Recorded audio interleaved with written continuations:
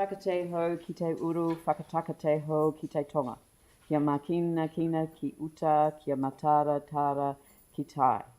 Ehi ake ana te atakura, he tio he hoka, he hohu, ti he Māori ora. Kia ora, good morning everyone. I have apologies for lateness from Councillor Chu and Councillor Goff, and I have Celeste Donovan zooming into the meeting. Would someone like to move those apologies? Pauline Cotter and Tim Scandred. I'll put that motion. All those in favour say aye. Those opposed say no. That's carried. Declarations. Oh, it's a good thing I didn't include Yanni in that resolution.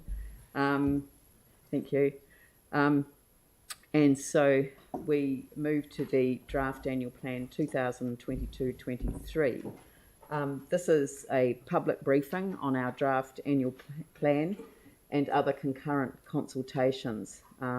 This is also being live streamed.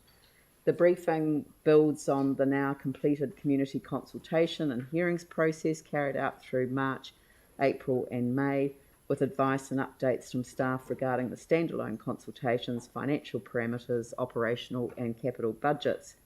This briefing is for discussion and guidance. It is not a formal decision-making forum. The aim is to discuss matters in an open setting to encourage healthy, informed discussion. This will also inform councillor proposals and amendments to the draft and staff preparation for the final annual plan 22-23. The final adoption meeting is set for the 21st of June.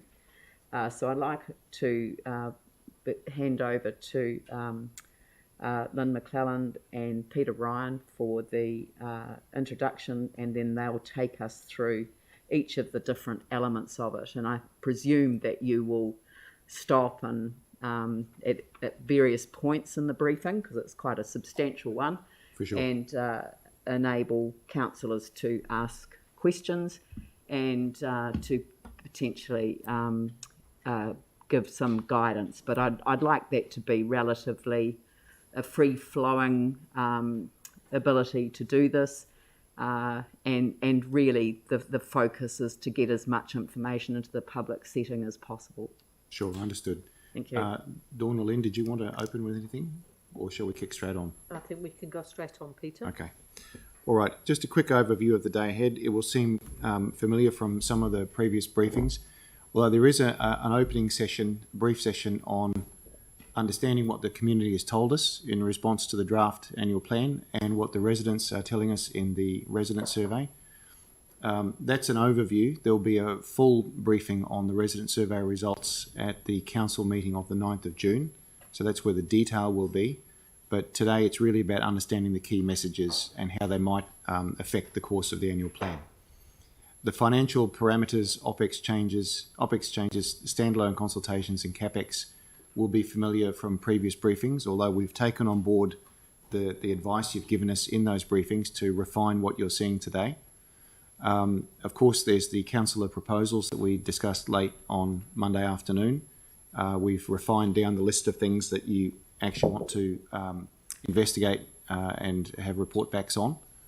And then finally wrapping up with the amendments process and next steps. So that's the day ahead, and as the Mayor foreshadowed, we will be stopping regularly to respond to any questions or clarifications that might be needed. It may not feel that way, but this was and always has been the intention to make this a light annual plan. In terms of the actual changes to the long-term plan, it does still remain relatively light. We have not rebuilt the LTP, but there are changes that have occurred due to changes of circumstance, COVID, lots of things we didn't know back in January of 2021. However, substantially, the LTP still remains Council's guiding document. It's just worth mentioning that the purpose of the draft is to make clear to the public and transparent any changes we want to make to the LTP, and consider their feedback on those changes. Brand new work that might, for example, trigger an amended LTP is not really part of this mandate. There have been, as we all appreciate, I think, some pretty heavily unusual factors. Obviously, nationwide and globally, staff turnover is an issue. The talent war is quite real. Factors outside council's control. We had a spectacularly unusual summer, which affected some maintenance issues. We've had the fire at the wastewater treatment plant, obviously COVID, and behind all of that, or quietly, is the reform agenda that's looming over all of New Zealand local government.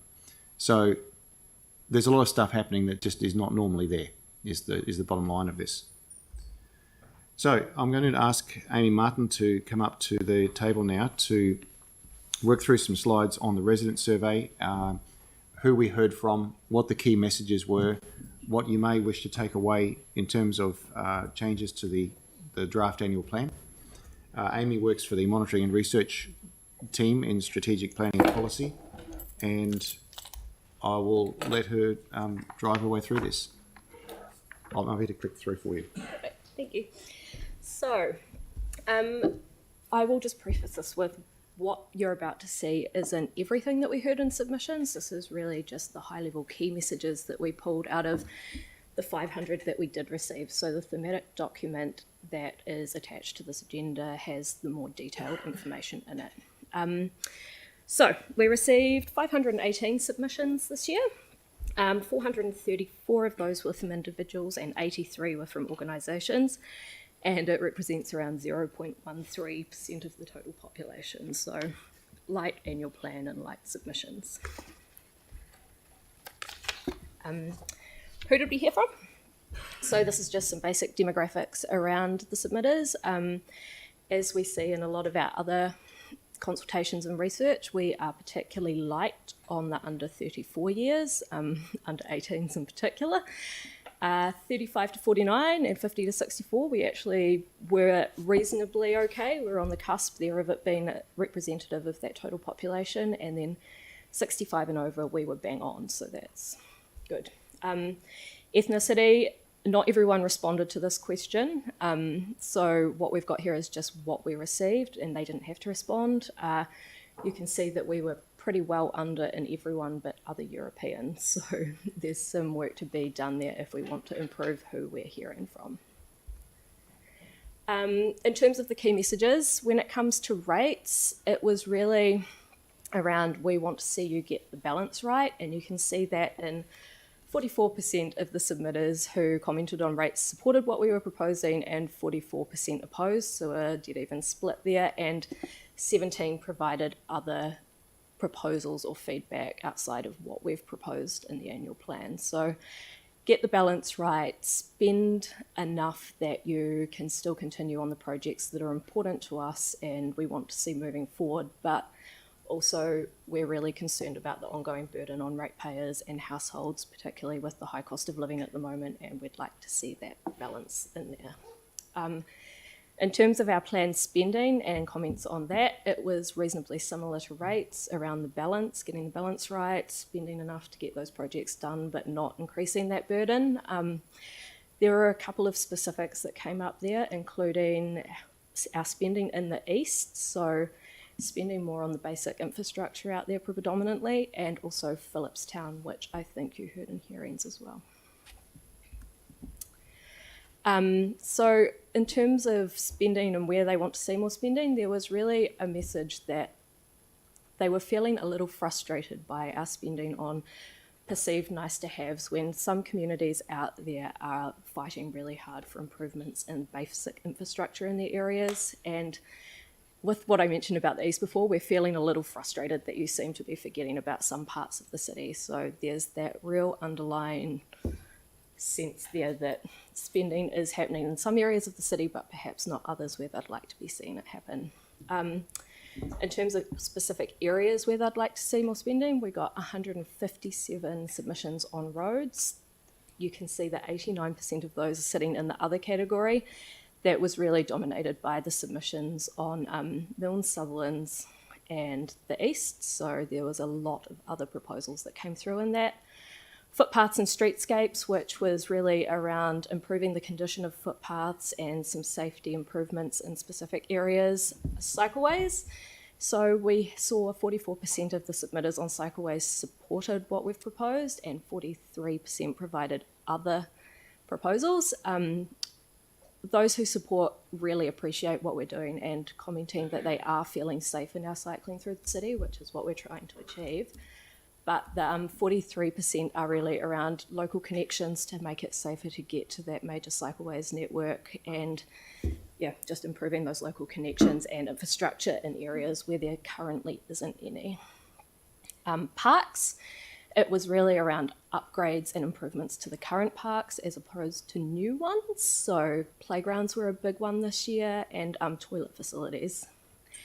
And then community facilities, there was a few submissions, and again, they were largely in that other category, so proposing other bits and pieces that we haven't got in the annual plan.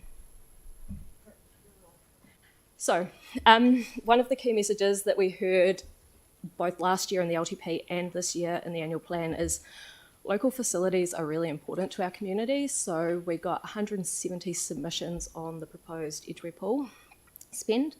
94% of those supported the proposal, 4% opposed, and 2% provided other views or proposals. So there was a really clear message from that community that they really want to see this project happen. It's important to them, and there was a lot of stories around memories of summers at the pool in those submissions. The other one that we heard again last year in the LTP and then again this year was we want to partner with you. And then this year it was really around on creative ways to provide community spaces, and the focus there was on the land in Gloucester Street for the Performing Arts Precinct. So there was a proposal that came through on that and it had a lot of support, and again you heard that through the hearings. So we're getting clear messages from year to year that we really appreciate those and value those local facilities, and we want to partner with you on different ways of doing things. Climate change. So this year we got 28 submissions on climate change, and while most of them agreed that we've made a good start, most of them also thought that we could probably go further, and they want to see us being more bold with that action. And a lot of that related back to our spending in other areas as well. So some of the cycleways stuff that you saw in the previous slide and what I'm about to get to in terms of tree canopy. So this isn't normally an annual plan topic, but it's been put in here because it did come through quite clearly, and it's a good litmus test of the mood out there, and that's that we're concerned about what the future looks like for the communities and areas that we live in. And that was really around those medium density residential standards and the impacts that they're going to have on neighbourhoods, but also the tree canopy. And there was a lot of comments around the tree canopy in terms of this is one of the ways that we can mitigate the impacts of climate change as these start to come to the fore. So there's a relationship between those two things. And just briefly on the resident survey. So this is this year's results. 2/3 of the levels of service that we measured across both the point of contact and general service satisfaction surveys met their target. 1/3 didn't. And in the higher performing, more satisfied services, you can see that there is some consistencies, and the lower with what we saw in the annual plan submissions. So walk-in and phone customer services, event support, libraries, botanic gardens in Mona Vale, regional parks, cemeteries, Hagley Park, and recreation and sports services, the bus interchange and the Riccarton Bus Lounge all met the 85 plus satisfaction mark this year. So those are the services that those residents really value and have told us that. The ones that have lower satisfaction are around decision making and having a say in the processes, being easy to use, understanding the decision-making process and how residents can influence that, on-street parking, water supply and quality, stormwater, and again, the condition of the roads and footpaths, which we saw in the annual plan submissions as well. So in a nutshell, that's what we heard, but the thematic analysis does have a lot more detail in it. The full thematic analysis is on Big Tin Can for you. It goes into a lot more detail than this one. I will just mention that you've heard this before. The submitters are not a representative sample of the city. That's not to denigrate the quality of their input. rather just to say that they're not a representative group, and that the comments and analysis applied here is not about whether their feedback is factually true. We're simply trying to analyse what they've told you, rather than drawing any judgment about whether they're right or wrong. So with those two caveats, I guess, are there any questions in relation to what the community is telling us?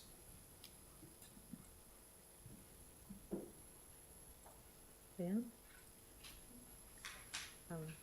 Sorry, Aaron and then Jake. Yeah, on the breakdown of those that supported and opposed the way we spend the money, which I think is 43 each, or 43 all. Oh, the rates one, 44 each. 44. So on that, are you able to break that down by area?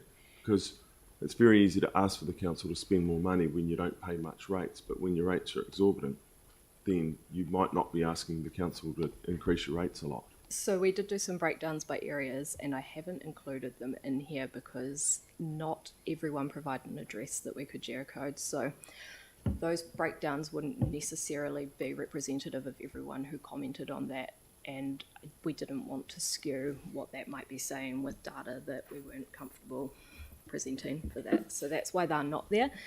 We can, but the address thing, we managed to get, I think, close to 70% of them. So there's still a third of people who submitted that we don't have addresses for.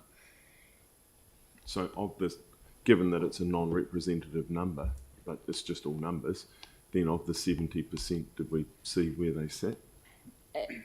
Yes, but there wasn't anything clear in there in terms of spend more money. And the other thing I'll come back to is what I said at the start is issues that we saw come up in submissions this year had a big impact on where our submitters were from. So the Milne Sutherland's intersection and the Edgware Pool really saw a large number of submitters from those areas. So again, if we do those ward breakdowns with the rates, they're going to show that as well. And like Peter just said, it isn't representative of the thoughts of the whole city. So caution would be my advice, use them with caution. Right. Okay, that's interesting. Thank you. Jake. I didn't actually have my hand up, but I do have a question as it happens. Thank you for providing what you did provide in terms of looking at it per ward by ward and how many on each category of things. I guess for future, what would be really useful as a decision maker to know is, are cycleways equally popular or unpopular across different wards or different parts of the city? It's those sorts of questions, and how roading is viewed in different parts of the city. That would be not just the numbers on the subject, but that kind of more in-depth analysis. That's just my 2 cents. Yeah. Again, we can provide that, but I would just caution how you use and interpret that, because where those submitters come from do have an impact, and we don't get submissions in a number that's representative of the whole city. Totally appreciate that this is just one view into the public's mindset. Elections are another, and just BAU as well. So yeah. Yeah, Mike and Andrew. Thank you. I'll use this slide as an example. Am I right to say that the supporters, people that actually agree with our proposal, but the opposed could be they don't, so therefore they may want less, or they could want more? So if they want less or more, they usually go into the other, because they're providing other proposals. Okay. The opposed are the ones who straight up oppose but don't provide any more. But is that true for everything? Yeah. You sure? Yeah. So what we often do as well is, if they oppose and provide an alternative, we'll double code them. So they can go into oppose, they oppose the proposal, but we'll also split them out, and where they've given us an alternative, put it into other, so that we get the number of other proposals that we're getting. So if someone says they don't want to have the cycleways deferred, they become an oppose? Yes. No. Yes, they do. They become an oppose because they have opposed what we're proposing. Does that make sense? So when we code them based on what we've got in our annual plan. If they support it, then they support the proposal. If they oppose the proposal, they go into oppose. If they've provided an other view or proposal, they also go down into there. I think as councillors read the submissions themselves, they will get the flavour and the sense of. So we where code those them out. sit.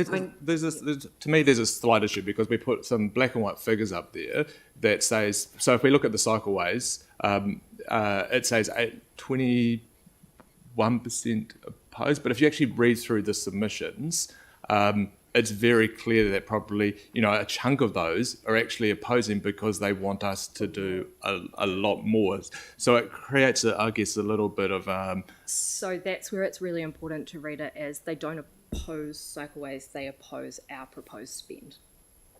yes. Yeah, because So it can go, it does. that's where some of the... I actually think that, okay, but now that I'm listening to the way that this is being presented, maybe could we just do a bit more of a dive into those figures so that we get an analysis of and a breakdown of what, what people are specifically saying, that they oppose because they want more, they oppose because it's been brought forward, they oppose because, it's been pushed back, just so that you get a flavour of the submissions that have been received on it. And that's the detail that's in that detailed document as well. So the thematic analysis does have more detail on that. Yeah. It's just... Yeah. But that's not what we're presenting to the public right now. We're presenting something that's quite black and white. Yep. And Yeah. I think We're not going to have every member of the public that might be watching this actually deep diving into the detail of the submissions, which are all publicly available as well. So I just think that it might be useful to do a document because it is an issue. So If I could just draw members' attention, I think you're raising a absolutely legitimate issue. But if we look at the issue around frustration and cycleways, it actually does state large number of submitters provided alternative feedback and proposals. And under cycleways, it states new infrastructure areas situated where it's not currently planned for, improving local connections to made of cycleways and networks. I think what you've got to be able to then do is tell the next bit of the story. So it is there on this sheet, but the public won't have necessarily, well, they won't have seen the presentation. They can now see that, but you want the further detail below that. You almost want a support plus. Yes, Like, and we can instead of work- oppose, it should be support but want more. yeah, I think one thing we need to do is be crystal clear when we introduce these figures that oppose does not mean they oppose the service. no. They're opposing what we currently propose to do, not the service. Do not underestimate people's capacity to misrepresent the figures that are in front of us. So I just think that it would be helpful to everyone that we have the Yes. information presented as in terms of the way. I'd like to carry on though. Andrew and then Yanni and then back to Aaron again.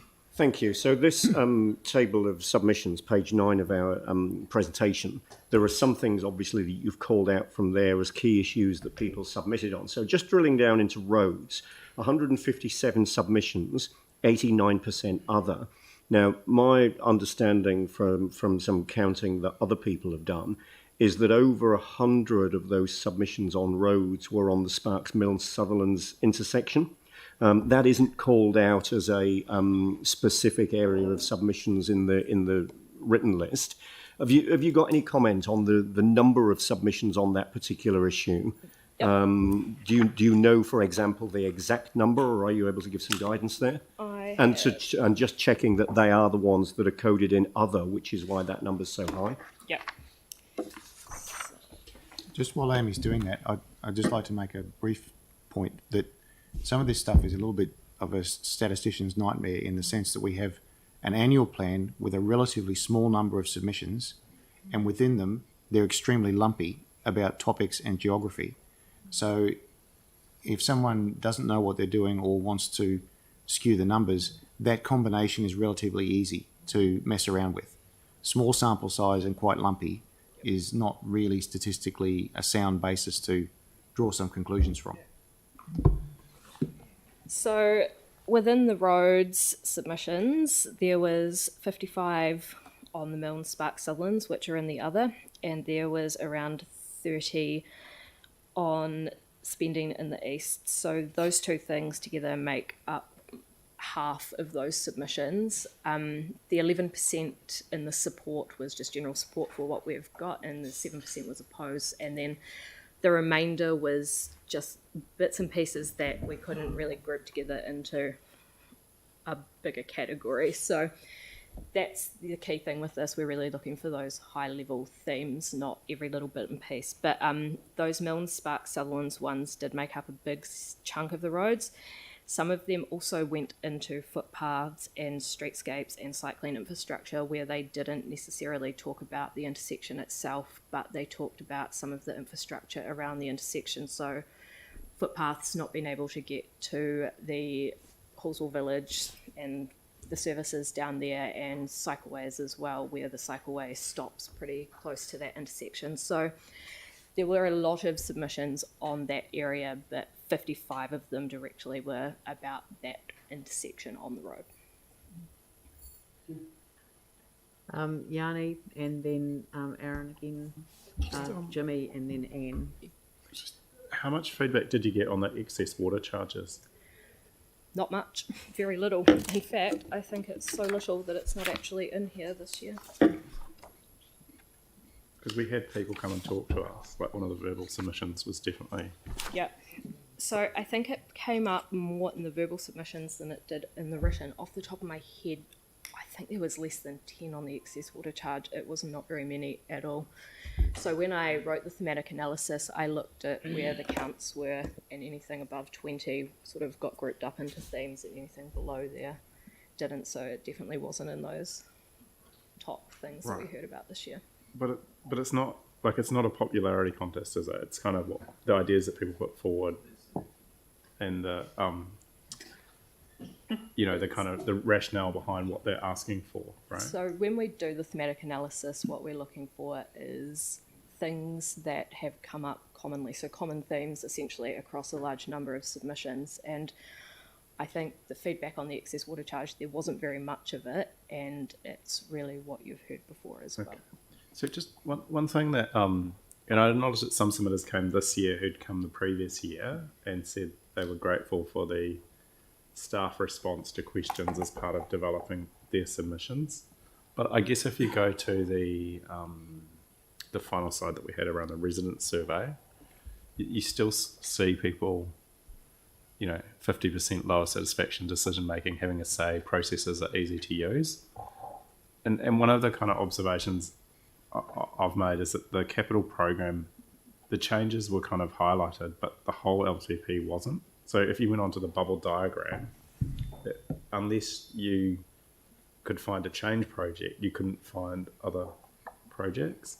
So I just wonder if you've had any reflection on how people access the information, how people sort, and I know again, like to acknowledge that we had submitters that did praise us, but did you get any sense of people how they found the process? And I guess the other question is, I really appreciate the demographic data that you've provided, but really concerned that we're not hearing from young people, and if we did anything to connect with young people, or whether we, if there's anything that we should be looking at going forward.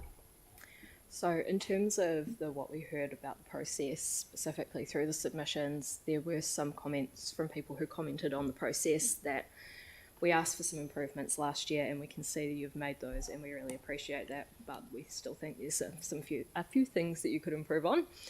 And then there were some comments from others that they don't feel that the process allows them to engage in a way that is meaningful to them. So they struggle to get through the information and want to be able to provide feedback, but they find it challenging. So there was a mixture of feedback on that, but I think where we have made changes, people are noticing them and they're commenting on them. In terms of the young people, I don't know if Lynn wants to. Young people. So the young people issue is one that we're seeing across everything we do, and we know it's a challenge, and it is something that we're actively trying to work on. So we've been doing a little bit of engagement around our wider research program with some young people, but there wasn't necessarily anything specific done for this annual plan. Right. And just a final question from me around the general report back is that there were one or two submitters that raised concerns that they'd raised things previously and they still hadn't been addressed. I went back through the LTP and there was a number of things that we've agreed and some things we agreed after the LTP, you know, separate resolutions. But is there any sort of reporting around what we've agreed to do as part of the last year's LTP in response to submissions, and how we can see the progress on that? Because I've, like, you know, for example, take the water sediment issue. You know, we did put money on to address sedimentation issues last year, but people still came and said, you know, we're concerned.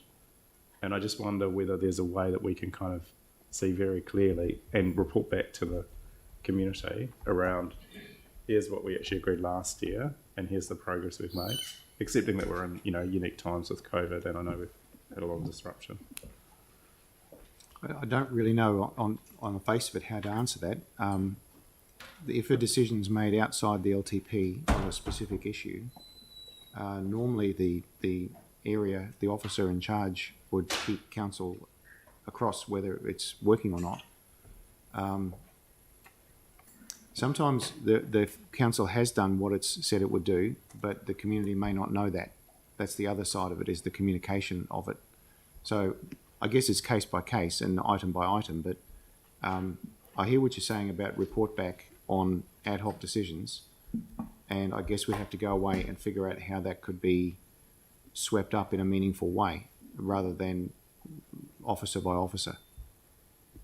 Certainly everything in the LTP is reported on, but decisions made after on an ad hoc basis are not really structured. So I guess we need to figure out how to do that, and then also come back to you on whether or not we've been successful in doing it, or we just haven't told people that we've done it. Yeah. So, I mean, to give you one clear example, we passed a resolution to consider a number of parks, and then the second thing we did, and another thing we did is we request staff to report on establishing a free central city passenger transport service, including options for potential interim measures to support revitalisation of central city. The agreed action, as I understand, was staff will develop information to inform the FY23 annual plan. This will include the following. So, but isn't that what the action tracking for, again, council support actually does? I'm not trying to push back. I'm simply saying I thought that the action tracking actually tracked actions like that to see whether they've been completed. yeah, just I mean, yeah, okay. I see that we've got a response in the questions. I think, I don't know, yesterday or today or the 23rd around transport issues that have been raised. Right. But it feels like people have come back again to ask for something that we've already agreed to do, and that the information's only been provided because of it being asked for again this year rather than actually the resolution that we'd already passed to do it. Perhaps the best thing would be if maybe I could meet with you and, and the council support staff and just see whether the action tracking system that they've got is actually doing what you need it to do. Okay, thanks. I think the other thing with the submissions is often we do see people, even though it's there and it's budgeted for, we see them submitting in support of it just to reinforce that they really want that done. So that's the other reason why some of these things might come up in submissions and answers. Okay, thanks. Yeah, I think Yanni's raising the point that, you know, if this is a light touch on a LTP, but we're referencing back to the LTP, the resolutions that came from the council as part of the LTP to be reported as part of this, you know, that should have been quite front-facing at the beginning of the process. And I guess what Yanni's saying, was it? And I don't know the answer to that question. So was the follow-up, you know, were the resolutions that required us, you know, organisation to provide advice, for example, on that particular issue that Yanni raised, were all of the resolutions, were they tracked into the beginning of the annual plan process so that we could at least respond to them at the beginning of the process? So I just don't know the answer to that question. Or people could make submissions based on the information that's provided to inform the decision making. Look, I believe that they were tracked as actions and factored into the start of the process. So I'll go back and just audit that, make sure that we haven't lost anything. But I will say, echoing Amy, quite often people resubmit on something that they've submitted on before and is in train, either because they want to double guarantee that it will happen or that it is in the LTP and we're going to do it. It just hasn't happened yet. Yeah.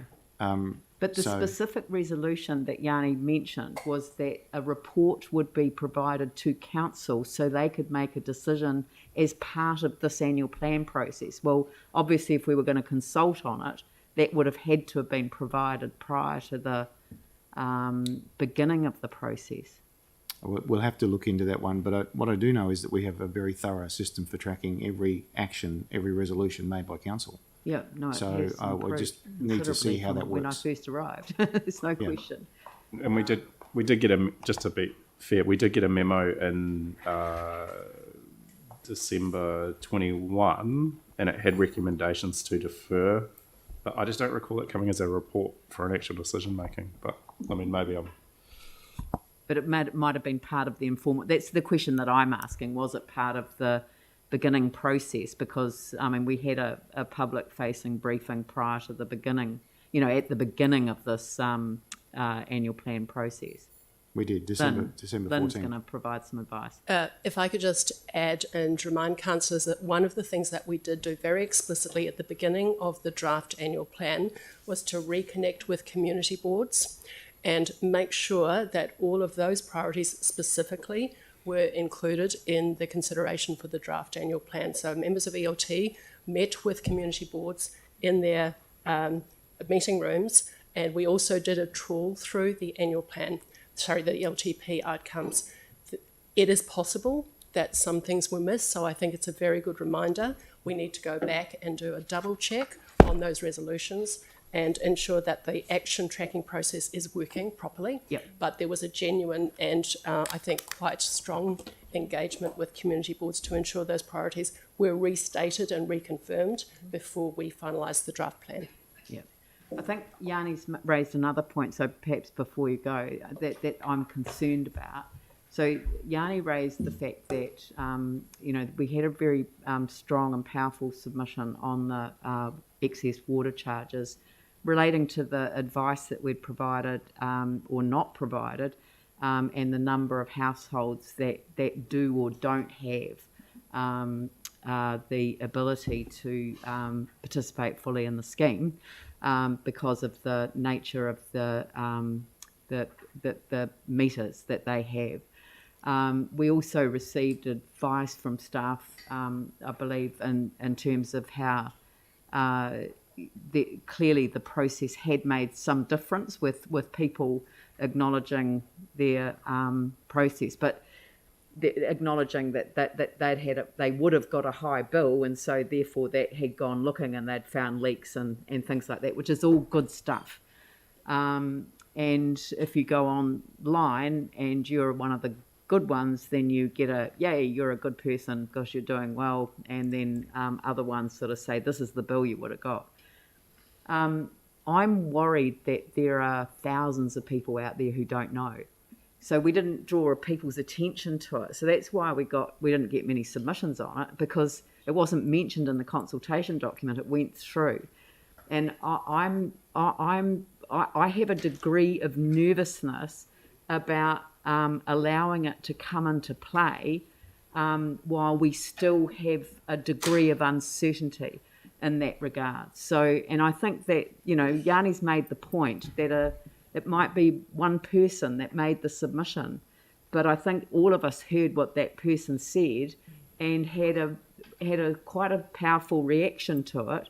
And I'm not necessarily persuaded that we should bring the excess water charges in immediately. I think that we need to know a lot more information about the level of understanding that's out there. We could actually use it as a tool to get people to reduce their water usage over the key periods by saying, this is the bill that you would have got. And if it's somebody that's actually then doing the right thing and fixing things, maybe we should have a competition of some sort that puts the ones who are doing it well into a drawer to more the carrot approach while we get to the position. Because essentially, if the water service entities take over, they'll bring in volumetric charging for drinking water and wastewater. I still haven't got it in my head how they'll pay for stormwater, but that's another issue that I'm still debating with officials. But in terms of drinking water and wastewater, changes are coming. So if that is the case, are we doing our residents a favour by not using a carrot rather than a stick, you know? So perhaps I can make some general comments about this. First of all, the main consultation on excess water charging was part of the long-term plan. So we have gone and consulted at the level of principle, and the decision was made as part of that process to move to implementation. During the course of the last year, there's been a comprehensive project plan which looks into all of the groups of residents who are differentially impacted by this. And we had a conversation at ELT yesterday, going through systematically and understanding what those impacts are, the ways in which we can best communicate with people, and in some cases, particularly very heavy users, it's very clear that there's a leak, and we need to work with those people to ensure that that is addressed. We also have a range of initiatives for each of the other groups, and what we'd like to offer is a further briefing to councillors to ensure that you have full assurance that we are taking very much cognizance of the potential impacts and that we're taking that educational and supportive approach. So that is the plan, and I'm going to suggest that rather than spend a lot of time today on an annual plan... I don't want us to discuss it today. We can come back to you I've got a whole stack of people who now want to speak motion.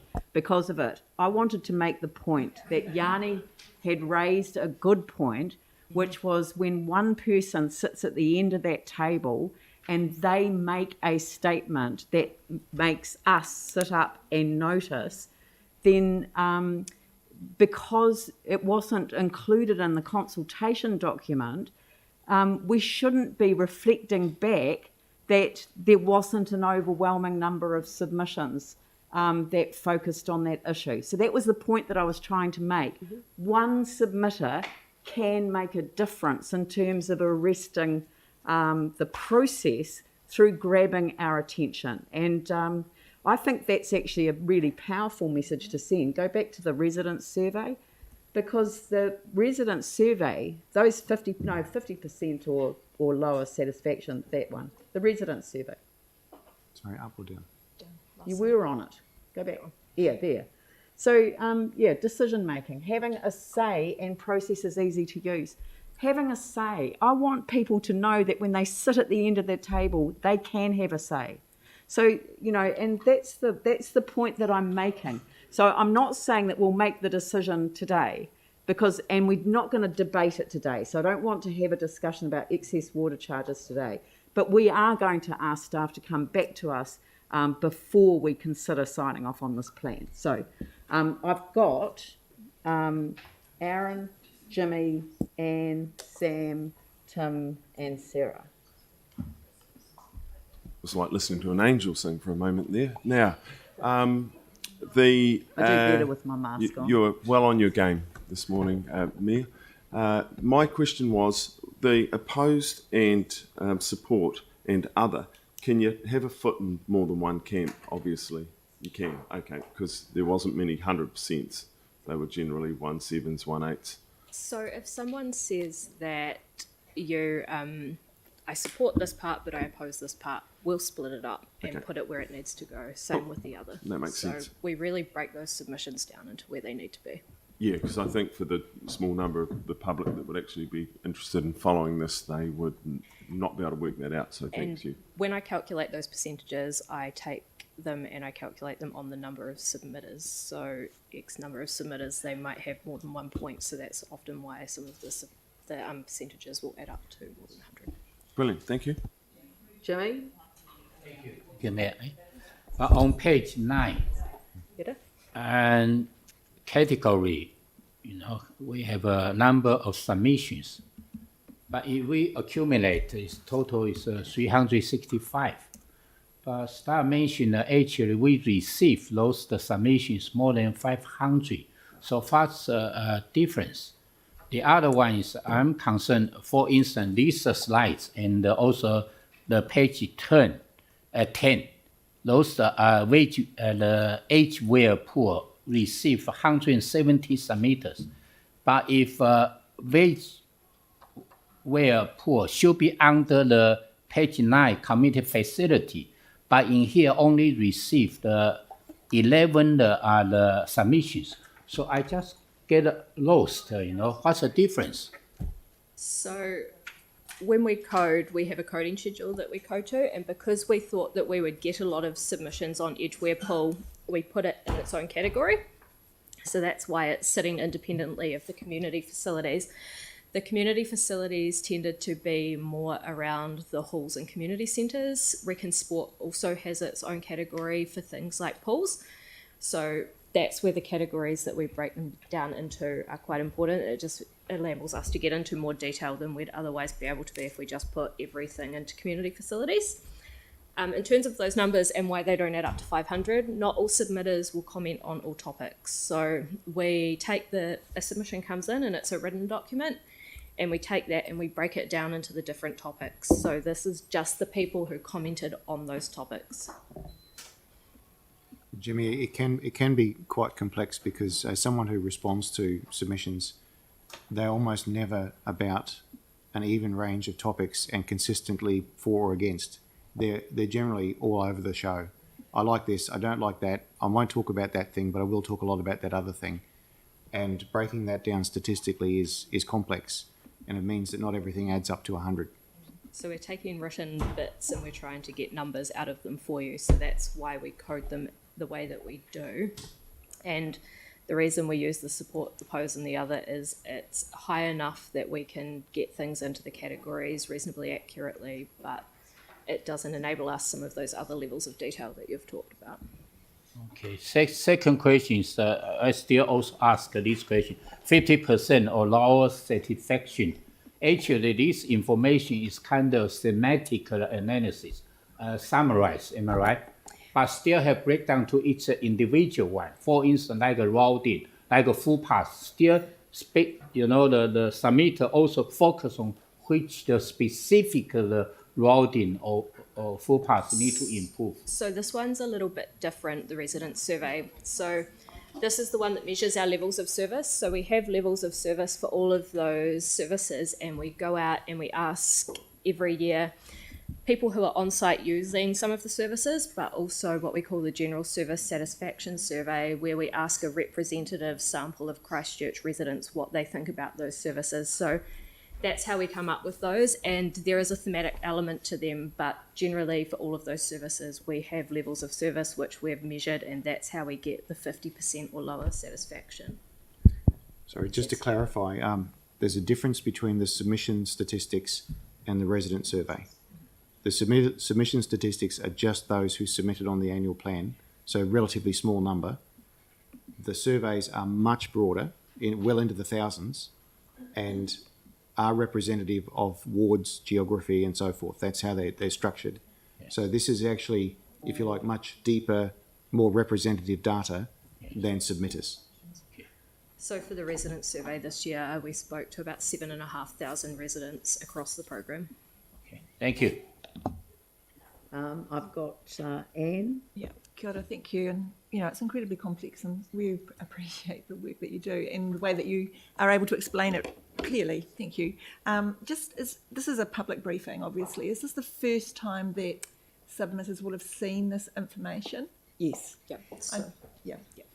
It's presented in the same way as we did for the LTP last year, so it should be becoming a format that is consistent and recognisable, but this is the first time they've seen this year's. So there has been a wee bit of discussion about people have asked for information about submissions, as you all know, yep. And what is the reason that people can't get that information before now? So it takes us a while to do the numbers. Yeah. Submissions close and we get a lot in a big rush at the end. Yes. And we have to code all of those down. So there's about a week of doing that, and then they go up for managers' responses and that comes back, and then we build up the final reports. So it's a bit of a process to actually get to the point where we have those numbers, I think is something to be conscious of. And then again, we get the high level numbers, and then I do some of those sub theme breakdowns. So again, it's just trawling. It's a timing thing. It is a timing thing.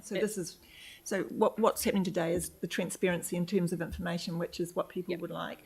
I just think the last question, the excellent feedback that we get from staff to our questions about the AP issues that we have, when can that be shared, that information from staff? That's probably a Lynn question. Because there's such good information, it does give reasons and understanding about issues that have been raised. Maybe I can help here. Just on the first one, unlike, say, phone calls at the customer service centre, there's no software that does this kind of breakdown automatically. It's actually manual, where someone has to sit there and read someone's submission and go, that's edgeware, that's chlorine, that's stray dogs. It's a manual process. And when you multiply that by 500 times 6 items, it gets complex. So there's the reason for the delay after the submissions close. In terms of when the public has access, we really, I think, need to actually get quality officer responses before they can be public, because seeing the submission but not the staff response isn't that really that helpful. So the time limit will always be constrained by how quickly we can get quality responses from managers as a group and say, right, they're now fit to go public. There's no transparency issue from staff's point of view about that going public. Really just a case of when is the officer responses and when are they ready to go.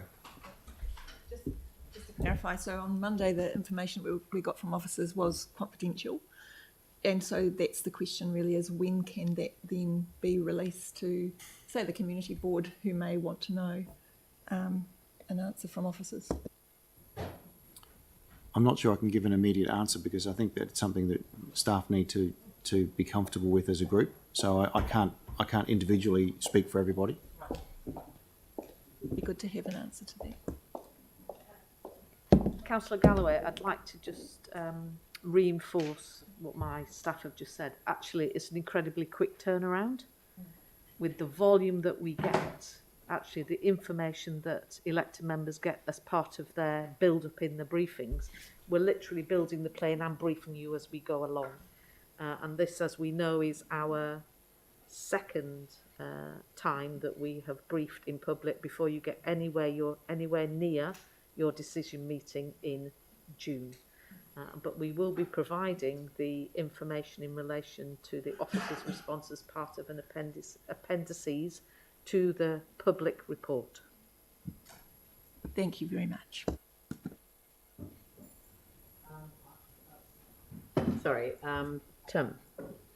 Yeah, look, just with regards to the water charge, I know you don't want a debate on it. It's really hard not to have a debate on it when comments are being made, but I think we do need a discussion as councillors around the table at some stage with regards to the three waters and how that will affect it, and what we're actually reminding ourselves what we're trying to achieve, and get on the same page. Because there's so much kind of going around. I think that it's going to change when three waters come in. Yeah. And I personally think we need to get it really under control and very clear what we're trying to achieve before the three waters comes in and why. Yeah, no, that's agreed. Yeah. Sarah. Right. Look, thank you very much. And I mean, it has been a relatively quick turnaround. You know, I think submissions closed on the 18th of April, and you know, here we are at the 25th of May. So it's literally, you know, a month and a bit after the closure, and you've presented a detailed analysis of the submissions. You've done it, we've heard, done it manually. So, you know, on behalf of everyone, can I thank you and the team, Amy, you know, because you've done a tremendous job, and you're presenting us with information. So please don't take our responses as anything other than, you know, a conversation that we need to be having ourselves. So thank you very much. And the feedback is actually really helpful for us as well. This is a document that never used to see the light of day. We've been creating it for a number of years, but it's now much more useful, and it just means that we can keep building on it every year to make it more useful. The consultation document is way more user-friendly, you know, and each time we are improving. So, you know, congratulations on the steps that you've taken so far. And but our feedback from the residents, as we can see, is still work in progress. So, but good on you. Thank you. Right. The finances. Who is that, Leah? Just while Leah's getting seated, thank you for those comments, because that month happened to fall over a time when all managers are involved in responding, and that's also when COVID was probably at its strongest in the organisation. I know. So, that will be appreciated by a lot of people. Yeah, no, and I think, you know, I mean, Dawn was making a point, I think, about the number of staff that have been impacted by COVID. So we've been working in teams, you know, with you know, one team coming in 1 week and then the other team coming in the other week, and people working from home alternately to stop. But that ended with Easter. So you are talking about the time frame where things started to change, and there have been a number of people impacted by COVID.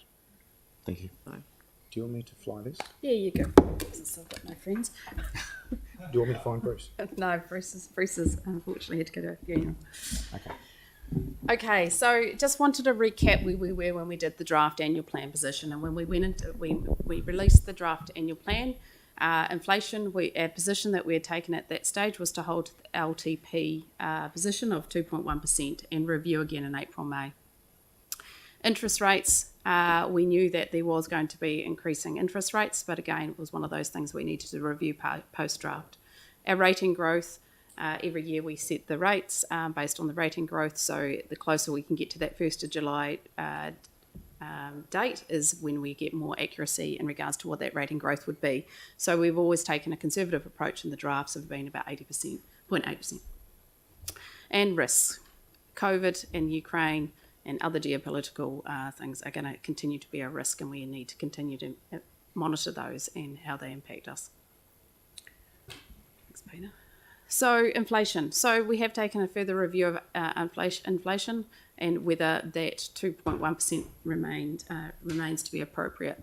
Our recommendation at this stage is to look at, and what we have done in the revise is we've looked at specific risk areas, things like some of the contract maintenance areas, our electricity, our insurance, and some of our procurement savings we've considered.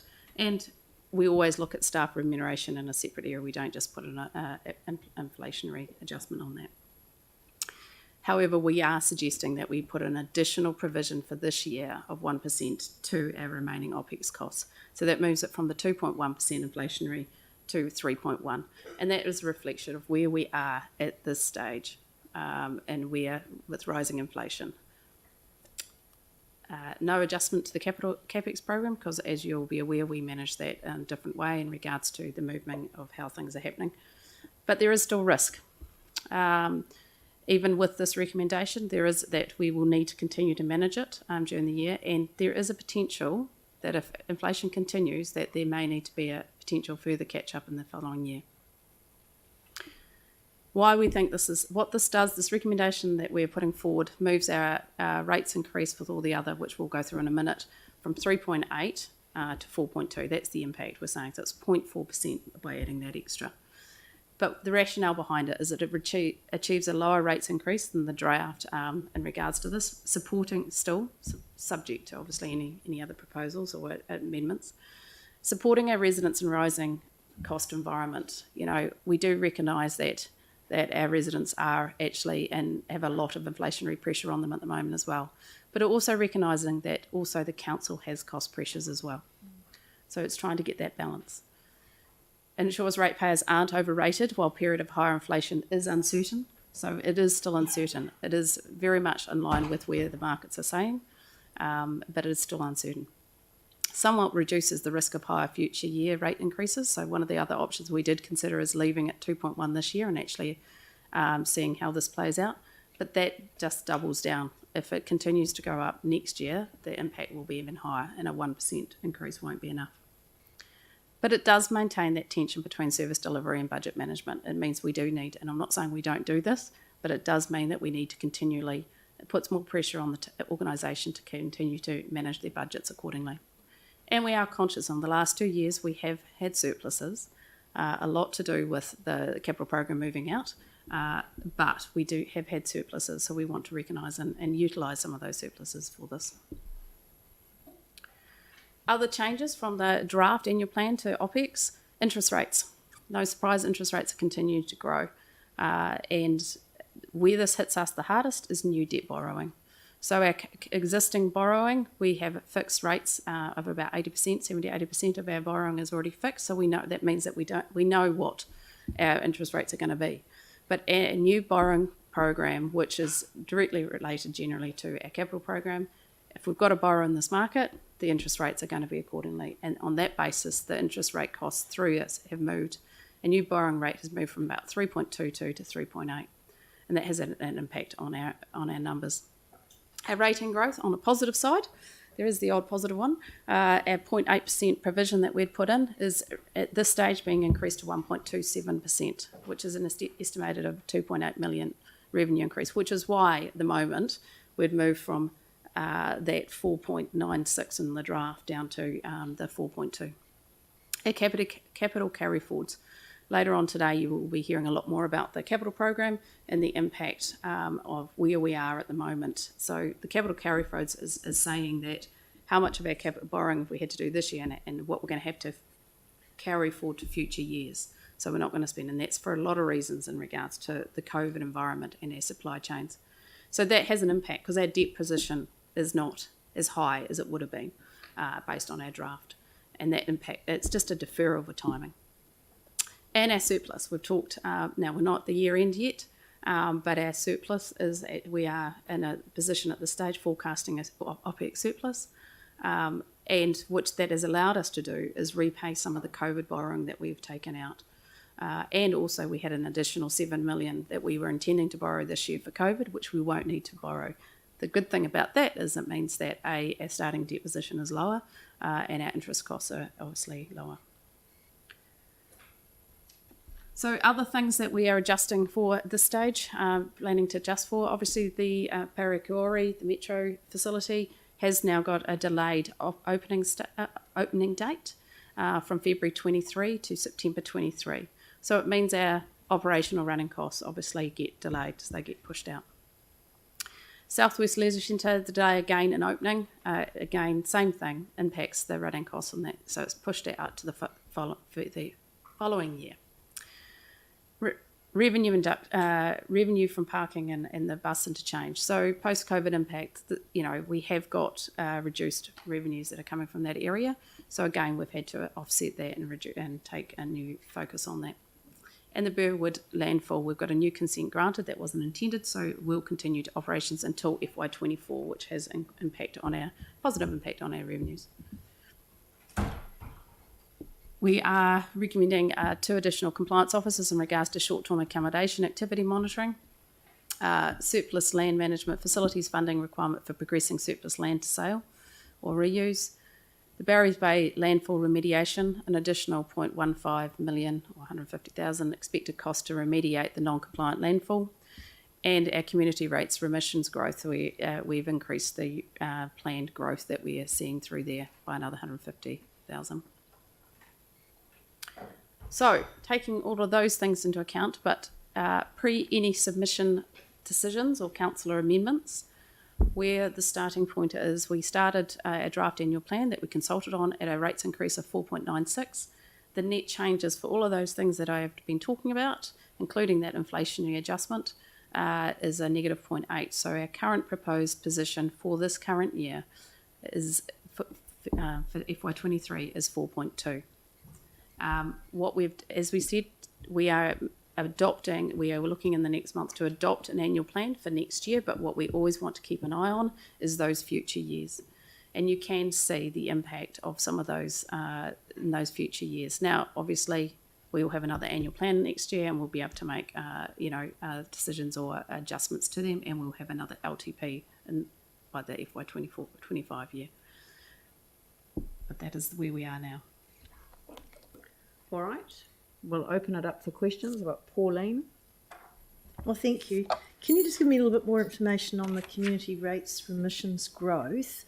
that applies to charitable trust status organisations, I assume. Yes, correct. And so obviously they're ones who own property. So are you saying that they're increasing more and more every year in number? Is that Yes. so? Request. Have you got trends on that over the years? I haven't I can come back to that. It's just quite interesting because Yep. we need to be able to look and see what that's going to mean for us in the future. Yep. Can do that. I haven't got the data here Yeah, though, but I can bring that back to you. Yeah, thank you very much. I think that was my question.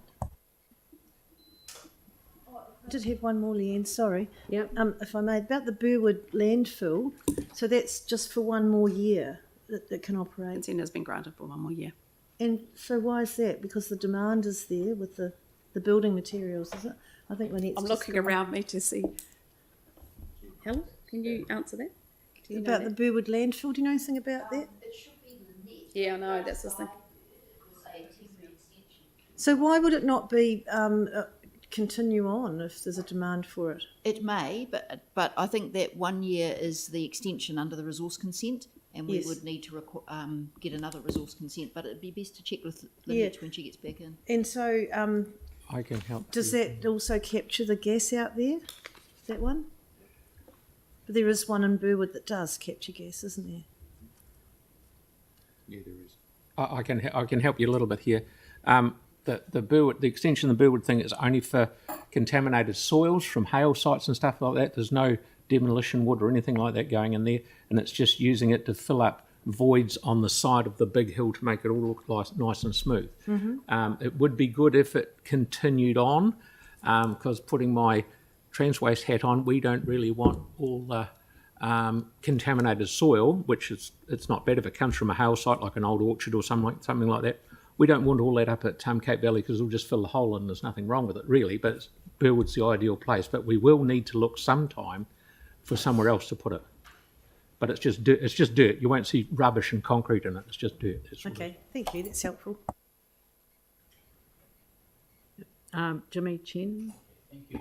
Yeah, regarding the South Spatial Center delay for 7 months, I just want to know, staff office already consider all those factors like COVID, like supply chain, like hydrotherapy, the procurement process, detailed design, all consider whether further delay or not. I can't answer that at this stage, Councillor. That best information that we've had at this date is where it's going to get delayed to that date. But as we all know, we're in a very interesting circumstances at the moment, and the teams, they're still working to deliver on those dates. Thank you.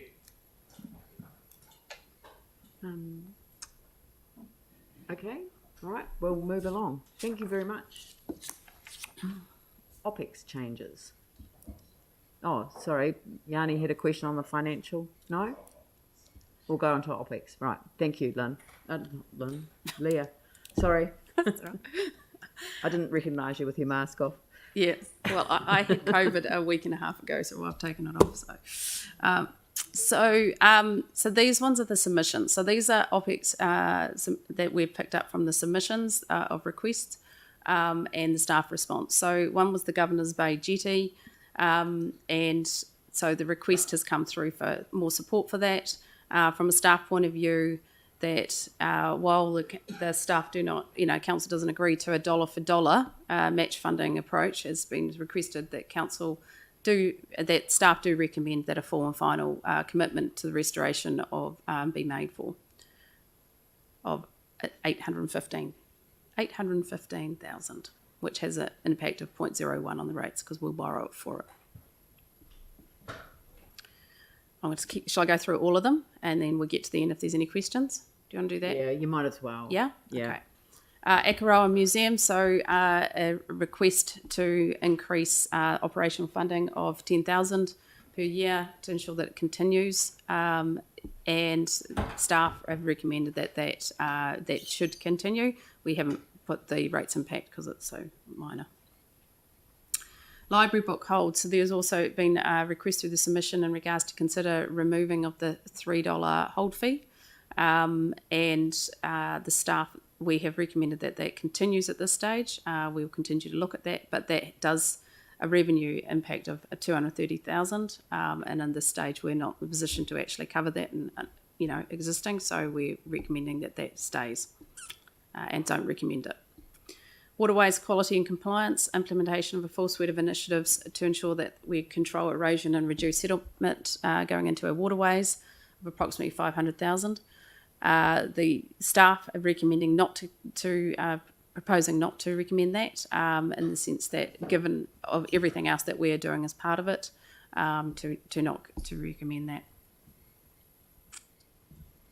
Parks operational costs, an additional round submission in regards to an additional round of weed control of approximately 100k and mowing of 50k. We're not recommending that because actually, based at that level, it wouldn't make any more significant difference, and the recommendation is that it would need 200 and 100k of additional, and it's recommended that we don't proceed with that submission request. And additional regional park ranger resources. To have a distributable impact across regional park activity, a minimum of 2 rangers for this area would be required, total cost of 170k, and at this stage we're not recommending that.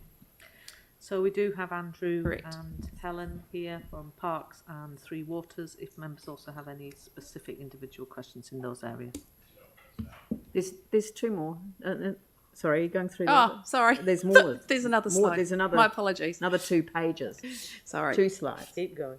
The campervan park study in regards to for a caravan park, when that is not recommended at this stage, as all resources are focused on the delivery of the council approved initiatives. So we don't want. That's more about having the ability to do that. Heritage incentive grants. Request for further increase to the levels of that. We are saying that there's still funds available in that regards, so we do not recommend that we increase that. Canterbury Museum operating levy. We've been in discussions with the museum because they are objecting to our feedback that we do not support increasing the levy this year, and we continue to have those conversations with them. However, the staff recommendation is that continues as we have recommended, which is not increasing the operating levy this year. And finally, Edgware Pool is in there. The reason we note this in here is because there was a lot of submissions received for this, and both support, mostly in support, and we're just stating that we do not believe that there's anything that's come through the submissions that would change the status that went into the draft annual plan. Okay, so I wasn't at the briefing where I think councillors had an initial look at these issues, so I'm really going to sort of ask you the question there. You are looking for councillor guidance as to whether any of these should be included. Yep. And I'm unclear, but I'm assuming that some sort of indication was given. So are we able to just clarify which ones councillors generally want staff to do some more work on, including within the plan? So I don't know. Andrew chaired the meeting. I just wondered whether Andrew would run through a general sense check of where that got to, and then we can open it up beyond that. So there was some informal commentary and guidance provided a couple of days ago, and I don't have notes from that meeting, although I know notes would have been taken. But guidance was provided. Each of these obviously has got a staff recommendation. The 2 recommended ones, so Governor's Bay Jetty and Echelon Museum, from memory, the staff recommendation on both of those was supported. There was some where there was discussion and there perhaps wasn't such a clear support or not for the staff recommendation. Edgware Pool is the other recommended one. There was support for that to continue to be included.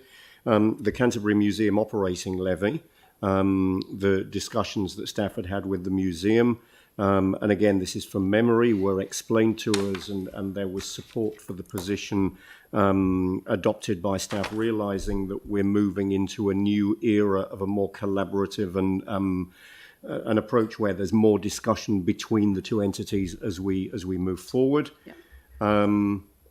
The heritage did somebody take notes? I've got. Do you want me to take those? So, if you've got notes, you might so, be better to refer to correct. the notes than my memory, which is always going to be dangerous.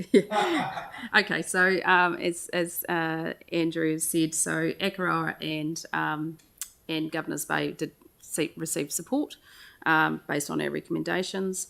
In regards to the library fines, more information was requested, which we will pull together. Was in regards to the impact on reducing that 230k, because and the impact of that. So we will get some more information on that. The fines. This is the hold fees. The hold fees. Sorry, I meant the hold fees. Sorry, it was my wording. So it is the hold fees. So we're getting more information coming on that. We had three. What additional information do councillors need in order to give feedback on whether the staff recommendation is accepted or not? Sorry, I'm just not clear.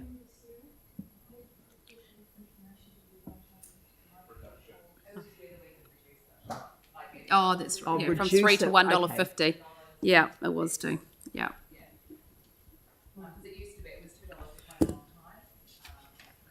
Yeah, it'll be interesting to know if the numbers have gone down since it's gone up. Yeah. But it was an equity issue with older people trying to get across town to get books and things. Yeah, I think it was mentioned also by people in Akaroa that had to absolutely book a number of books, and it starts to look very expensive when you've got to book them to guarantee that they're there on a particular trip into town. That was my memory of that particular one. We looked at reducing the cost. So rather than reducing it back to the $2 per hold. Okay, so you'll provide some advice on what that will be. Yeah. Okay, thank you. Okay, we'll stick to library book hold fees. So Tim. It'd be interesting to get some stats from the libraries with regards to now that we've dropped the fees for late returns, etc.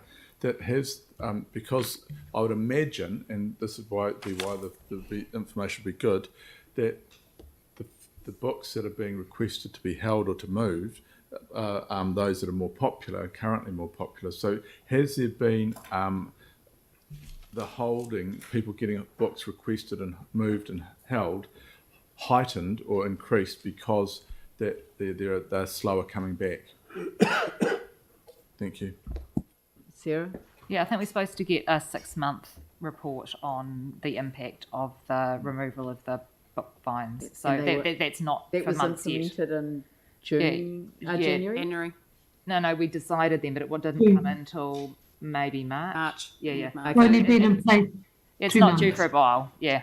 April, May, June. Because there's no point just getting a couple of months things when it's an August have Omicron and stuff. Well, would it be better to hold off on this decision then until we get that information back?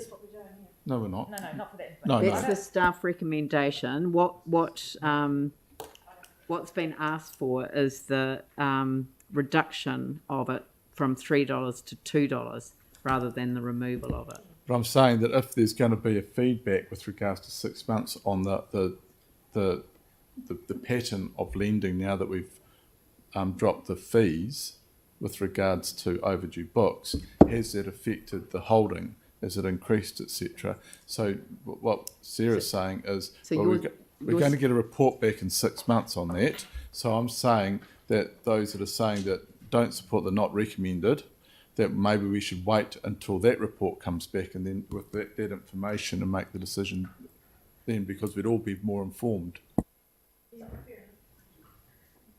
We could just see if there's any information available. It's online. Mary's online, so can I invite Mary Richardson to give us a response?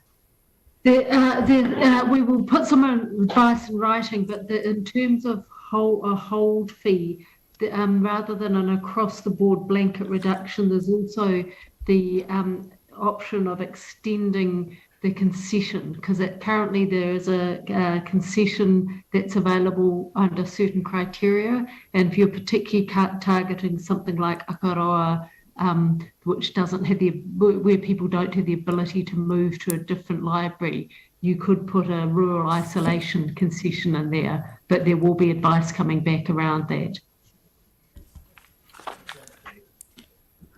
I prefer to wait till the 6 month the report, because I totally agree the isolation, the rural community reduction would be good because there are restraints there, but it's not, if the argument is that it's because of elderly not being able to move around town, then that doesn't really help the elderly, does it, in Christchurch?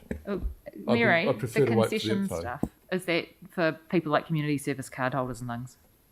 Yes, there's a concession criteria that will is developed and put in, and I just haven't got that in front of me at the moment because I can't do the dual screen. Sorry, but there is. But we will send that through.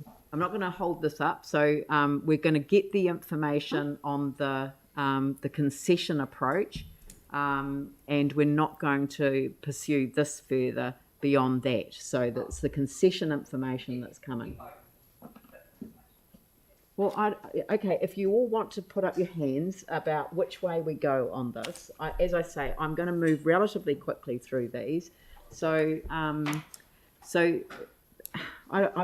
unsure as to why the concession approach isn't sufficient to because deal we don't with have this. we don't have the information. It's an easy bit of information to say if it's $2, then it's like a third of the $3. I mean, it's a really quicker piece of information to get.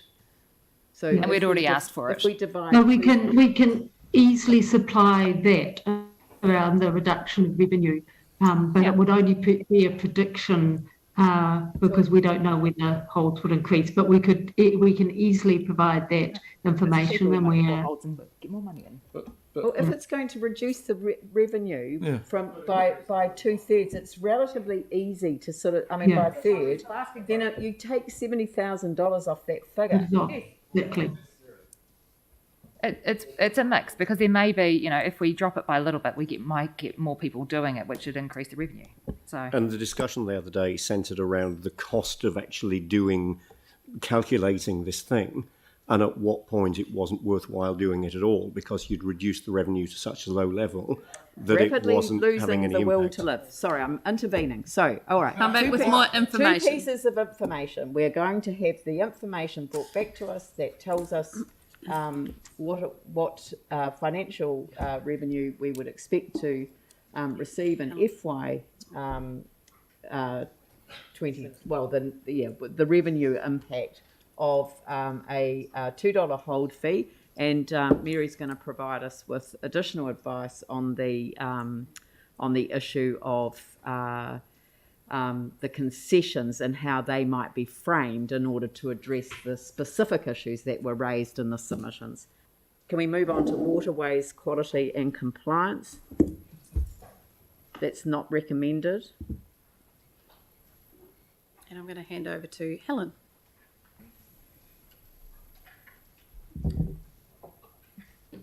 Wait for questions or follow? Just probably what we said on Monday. There were some questions during the earlier briefing. One of them was, if this was reduced to 250,000, could we still do something? And the answer is yes. And then the other question was, what are the qualifications of these people, and can we recruit them? The qualifications are in environmental and resource management or civil engineering with an understanding of the environmental impacts. So they would be similar to the resource consent compliance officers that Environment Canterbury have. So yes, we should be able to recruit people with those qualifications. Yes. Yep. All right. Sam and Yanni. Can we just clarify though, because I think the conversation the other day was around potentially the building consent. Buildings guys. They would sit within the building consent team and work with the compliance officers in there. Right, but in terms of qualifications, I guess what the concern at the time was, are we going to put staff into this area when actually we should be having, if we can get people, they should be concentrating on getting building consents out the door? these ones won't necessarily be qualified for the building consent inspections as a whole. Right. But It's the specialist area for the sediment and erosion control. So, but I guess the question still is, if we were to bring additional people on board, are these people that could be better suited to help speed up our building consent? Well, that's a. It's harder to get building consent officers at the moment. That's the one. That's the really hard. Sorry, I'm not. I'm not familiar with the building consent area, so it's two separate issues. I mean, I think what Sam's identifying is a huge concern around this table around the building consents timeframes, which are not meeting their statutory obligations. And we understand that we are not alone in councils around the country that have had difficulty increasing capacity in this area. And we do know that consultants have nabbed a lot of staff from councils around the country. As soon as they're trained up, they're snapped and whisked away. I spoke to the mayor of one of the smaller councils in the region the other day, and literally a person who'd been trained on the job was snaffled up by another council in the Canterbury region after becoming fully trained. So there are huge issues, but the question is are councillors keen to pursue an additional $250,000 around the control of erosion and reducing sediment going into the waterways? No. Okay, so those who would like some more advice on this for staff to work it up as part of a proposal, if you just lift your hands, and then I'm just going to do a quick. This is guidance. This is not. It's just that I've put questions in ahead of this, and I just think before people give guidance, it might be quite useful to hear the response, if that's okay. What's your question? It is. Cool. So in the LTP, we agreed to put 300,000 and then 500,000 on for sediment. So I'll just quote. The question was, I just want to check how these budgets in the LTP have been used. Is it possible to get an update on how much has been expended versus budget? This is the Healthy Waterways M3A that council allocates 300,000 in 21-22 and 500,000 per annum thereafter for Port Hills and Littleton Harbour erosion and sediment control. And I mean, there's some other smaller ones around arm stream and the facilitator, but just to focus on the sediment, it's not in the advice. And I just wondered if staff could, I don't know, maybe just give an update on how that money's been used, and whether any of that money could also, I mean, maybe be redirected or. Right. Look, I'm going to come back to this one after morning tea. So, given that it is now 11:04, I might as well adjourn for morning tea, because I mean I'm going to have an offline conversation with people about how we manage the process, because we will be here all day if we continue like this. So, and I don't want that to happen. The purpose of the briefing is to front face. I thought that discussions had been had and that people had genuinely got to a point on Monday. So I was misunderstanding the process because I wasn't there. So I do apologise for that, but I was doing other important work at the time. So I will. I'm going to adjourn the meeting. Please go away and get yourselves cups of coffee and various other things to make you feel better. Whoever brings me back a long black will be rewarded by having the first question. And it's 25 past. I want you all back in your chairs ready to go.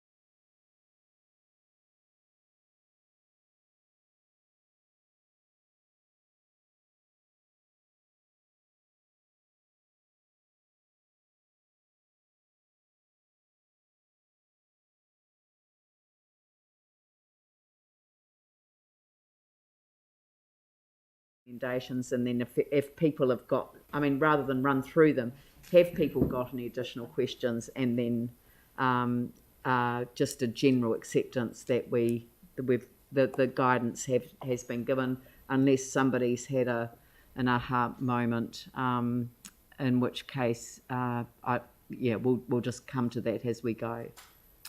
Aaron, did you? And are you referring to just these items? Yeah, we're just going through them, in the order that they come up. Sweet. Okay, so I'm just going to finish off on the Waterways one. So on Monday, there was a number of questions in regards to where it actually sat in regards to the building consent and the qualifications, as got talked about. And there was a question in regards to, well, what could we do for 250k? So we will bring back that information, but there was general support to actually get more information on that. So we will get that information and share it with the councillors and for the next meeting. In regards to the next three, which are all relation to parks, we had Andrew here on Monday who gave really good support and explanation to the staff recommendations, and the feedback that we received on Monday was that councillors were in general consensus agreeing with the staff recommendations to not recommend to proceed with them. And on that basis, they're up there for transparency, but we are not going to pursue those. So unless anyone's got any other questions of Andrew, I'm going to keep going. Good, thank you. Yanni? Just very simply, has the resident survey been taken into account in these responses? And if so, how? Yes, it has. If you look at the first one, for example, that lists where the concerns came from. It wasn't so much associated to submissions to the annual plan. It was reflecting on the resident surveys. Right. So the resident survey is showing us that we've got a problem, but we're recommending do nothing. No, the resident survey is providing opinion on where they'd like to see improvement, and the staff responses that we believe we have scope across our parks operations to address those.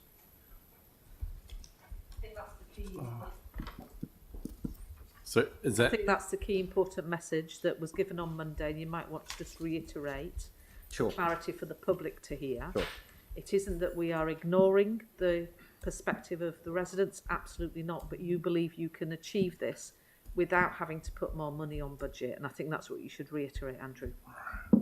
Correct, yes. Sorry, and just in the 150, that's stuff that you think we can do within existing budgets, is that right?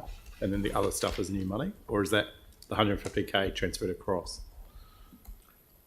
No, what I'm suggesting is there were concerns that we weren't doing enough of that work. The numbers quoted articulate to councillors what it costs to do more of that. My response on Monday was not to recommend more money, and that's because our operational budget overall is in good shape, and staff are already working on how they can utilise more, take money essentially out of one area and shift it across into the community park space. Okay, maybe that just and address the issue. So that's why we're not recommending an increase in budget. We're saying we don't need that increase in budget. Right, Sarah and Aaron. Yeah, thanks. So just clarifying, you could see a demonstrable shift across to make it look better without additional budget. Yeah, that's what I'm saying is if you look at our budget right now, our operational budget right now, we're in a very healthy space.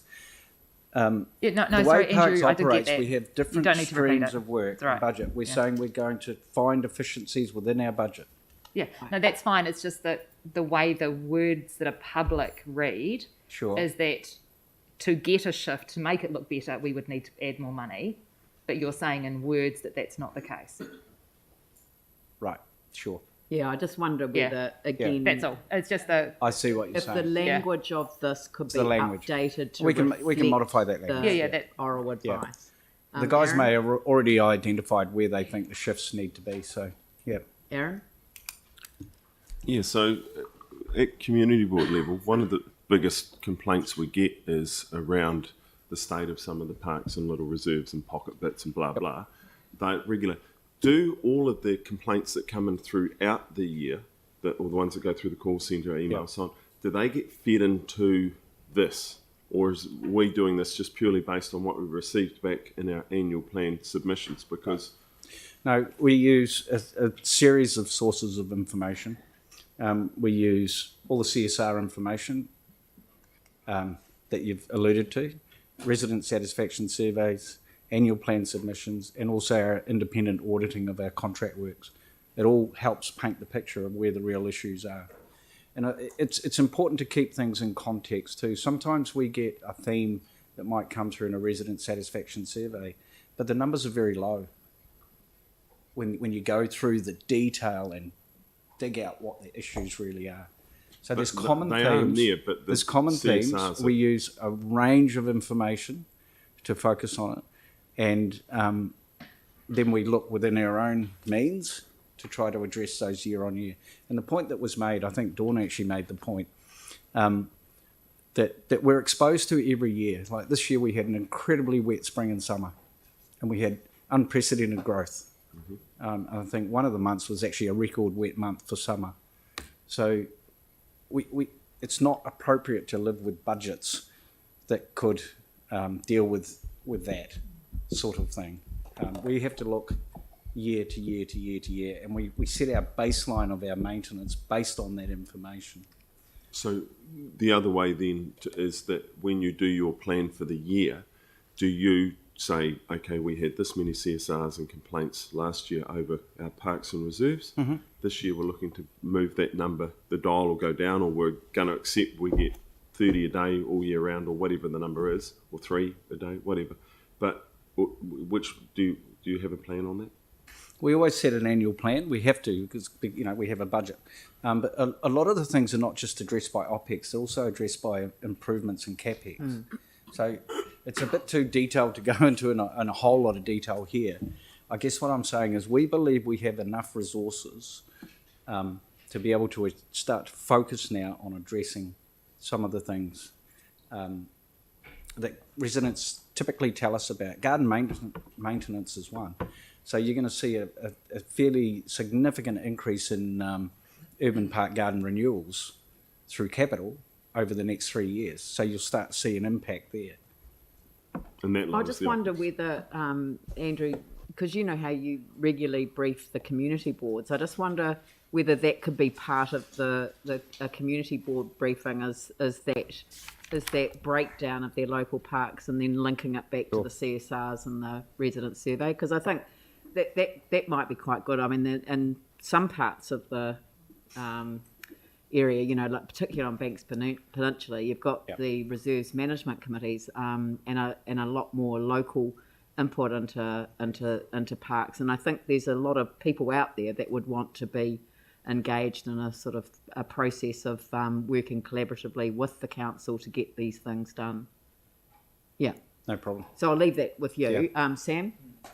No, it's just probably more for public benefit. So just so we're really clear, because this is the kind of stuff we should be embracing, I think. If we've got levels of service that are set and the managers are coming along saying we can deliver those levels of service within their budget, then I don't know why we'd spend too much time talking about it. Yeah, no, I mean, I I'm not agree, getting at you, I'm which just is saying why for the public I'm benefit. shifting it from the annual plan discussion back to the community boards so that there's better understanding of the issues No, at I that agree with you. local I'm just saying level. for the wider public benefit, we've got a standard that the team are confident they can deliver to. Yep. They don't want any more money. That's a good thing. We should be happy with. Moving on. Yeah. So, look, thank you, Andrew. That Celeste has a question.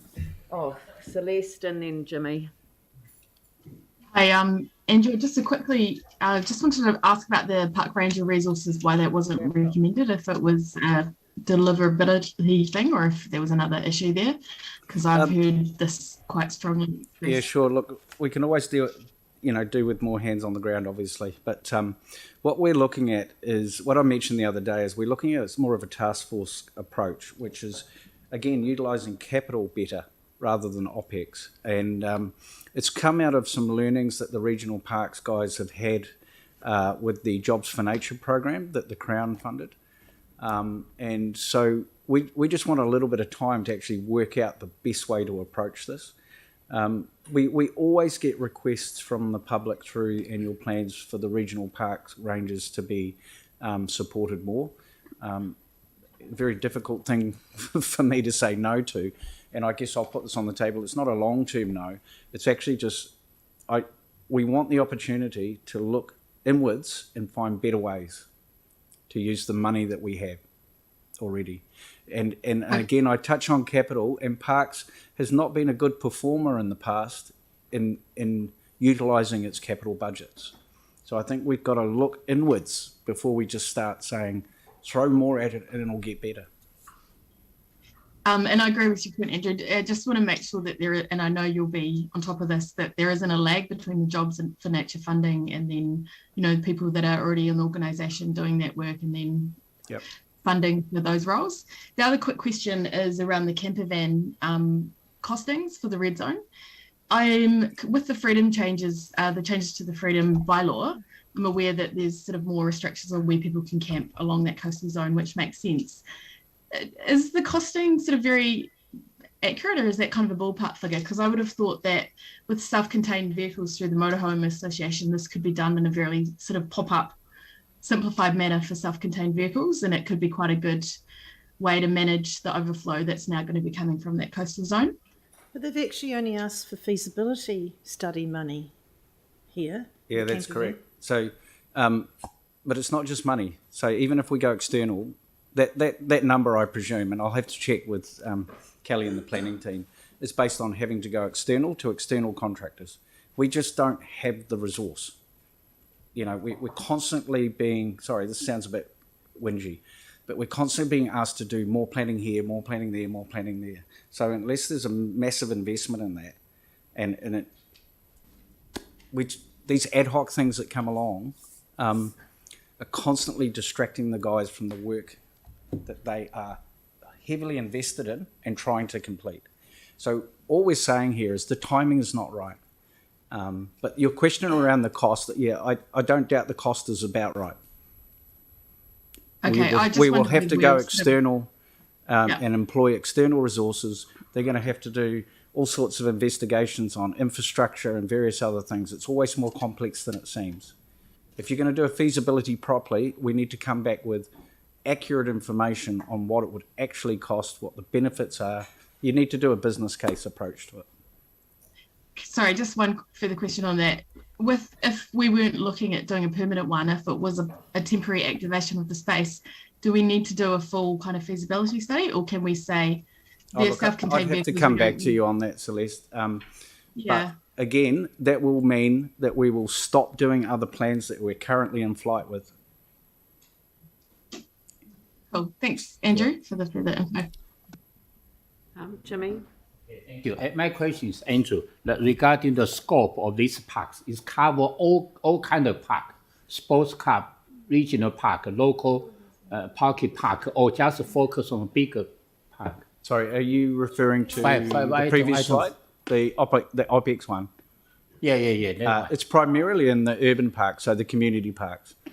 So that's where the bulk of the work is done. There's about 1,000 of those.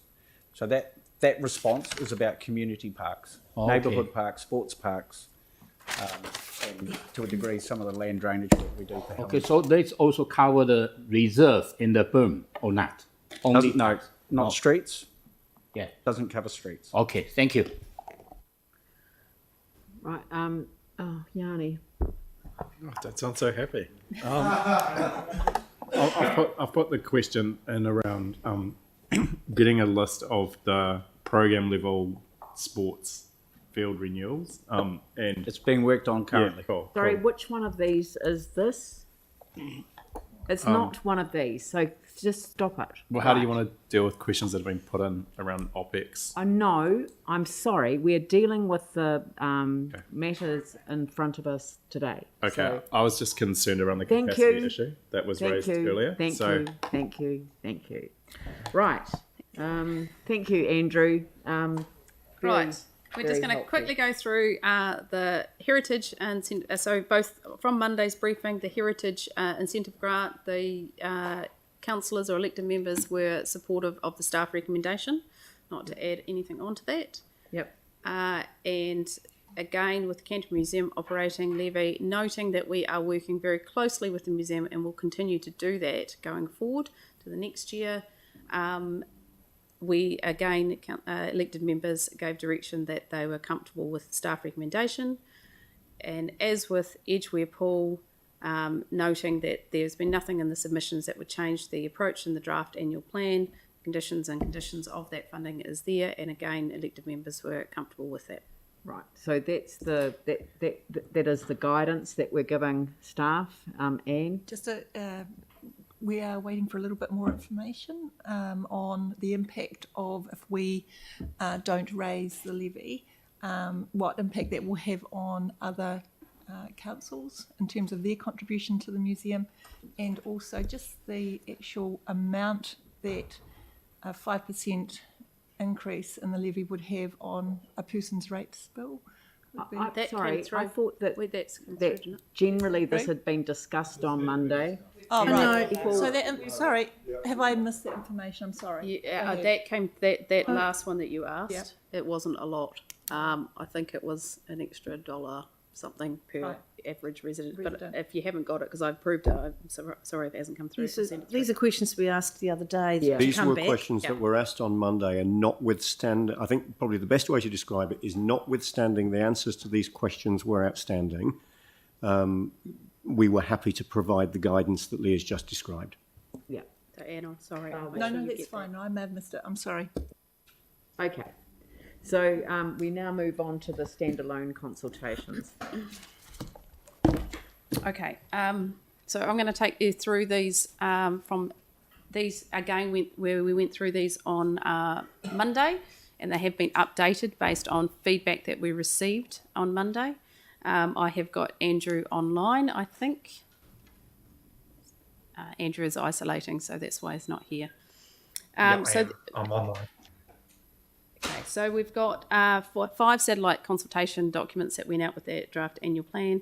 Vacant centre city land, proposed remission on the Maori freehold land, waste minimisation targeted rate, extending the curbside collection, and other rate revenue and financing policies and rates remission policies. So I'm going to go through these individually. Vacant centre city land. So the purpose of this was to achieve a fairer balance of rates for vacant centre city land, recognising that owners of those sites benefit significantly from council's activities, yet they do pay a lower level rates because these are vacant sites, they don't have buildings on them, due to low capital value, and to provide an incentive for vacant sites to be kept in an improved and maintained condition. This here gives you an example. This flowchart was saying is who would be impacted by this additional rate. Is there an active or consented use? If there is, as you can see on the picture on my left, normal business differential applies. So they won't need to apply for emission, they will not get charged the additional. If there is not an active or consented use, but it is kept in an improved and maintained state, and we go and visit these, our staff visit them. So you can see again the picture in the middle is one that has been improved and maintained. They would get a remission on this differential.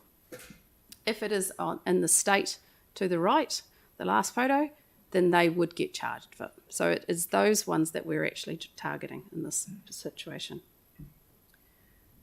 Our feedback that we received, the support for positive impacts it will deliver across the centre city and potential to improve the overall look and feel and general perception of the centre city, which is where we're aiming for. There was opposing to it in the sense that we felt that it would be fairly penalising the owners of vacant land, and feel a more constructive approach would be for us to work with those landowners or other incentives to get these sites developed. The numbers. Currently in the zone that we are specifying, there's 194 sites, vacant sites. The number that will not have a differential applied, so these already have a consent or are supporting nearby construction, so they're an approved use for those, are 54. Number that are already kept in an improved and maintained state, so they will qualify and get a remission, is 20. And the number of those sites that are currently have a consent in process, so now depending on where they are in the process and what's holding up, there's 62 of them. So if we assumed at this stage that all of those ones wouldn't get charged, we're ending up with about 58 sites left.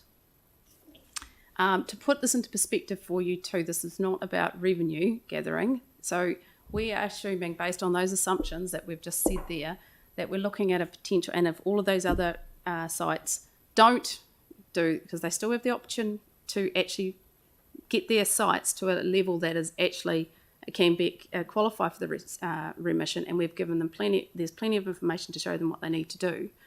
If they don't, if they choose not to, then we're looking at $400,000. Okay, this is not, this is not a big thing, but it's more so the perception of what we're actually trying to achieve.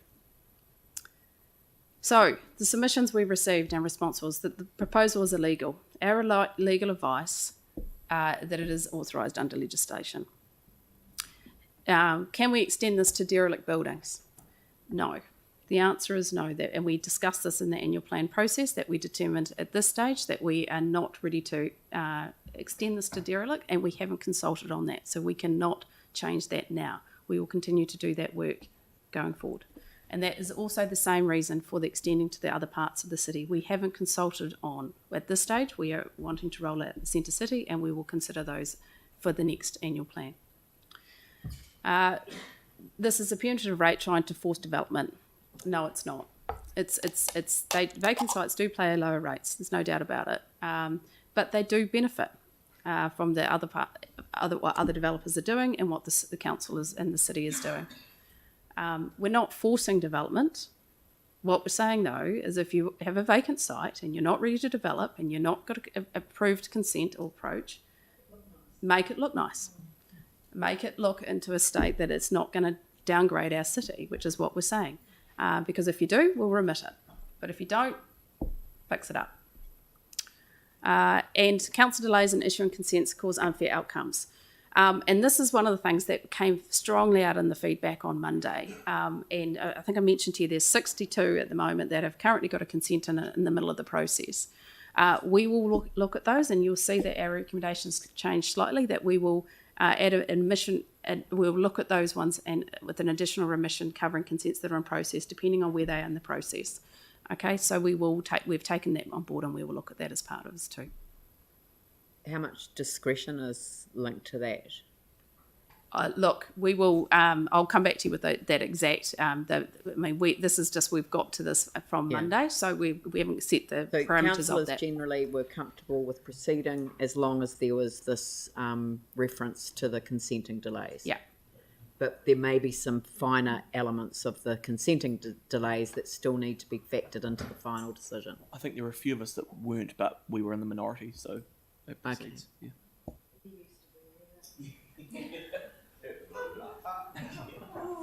Okay, so can I move on? So no questions on vacant central? So I can move on? Yep. Maori freehold land policy. So again, there was more, we got some submissions on this, on feedback on that, which we have taken on board. And I'm just going to slip to this one. So the purpose of this was, we already had an existing policy on remission of postponement rates in regards to Maori freehold land. However, we were required to update that to make sure it's consistent with the new legislation. There was general support for the proposed approach to rates remission, but we did receive some feedback regarding the wording, which we intend to address. And we also would like to meet with mana whenua to understand some of their concerns and suggestions in more detail, some more specific parts of their submissions. So we are recommending that we proceed. However, we are going to have that meeting and catch up meeting with mana whenua to get that confirmation of what we do before we adopt the annual plan. No, that's fine. Curbside rates, collection rates. So this is another summary on that. I'm just going to move on from this so we can get to the opt-out. So again, we had good conversation about this on Monday in regards to, so there is support for this, but there was concern about the red bin.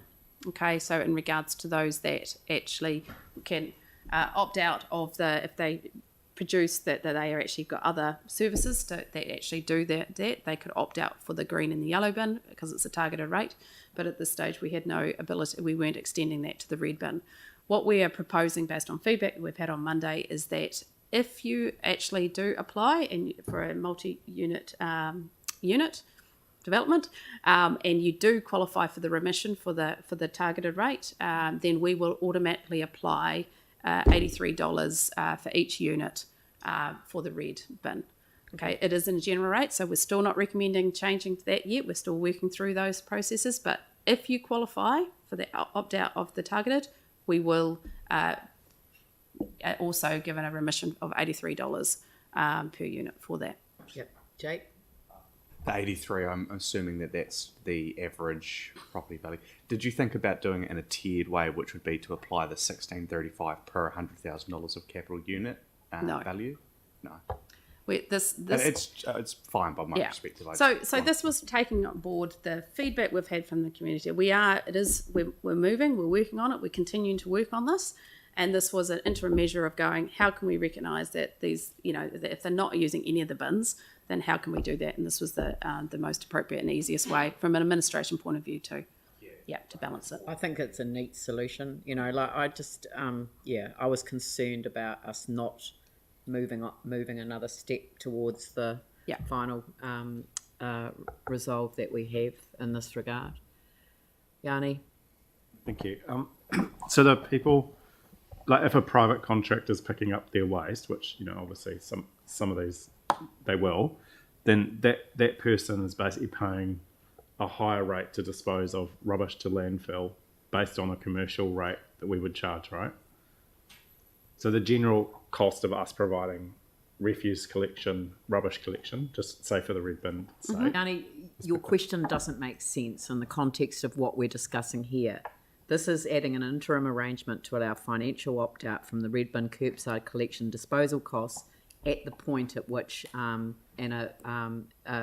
assessment around the targeted rate is agreed. So it's a Are you challenging the $83?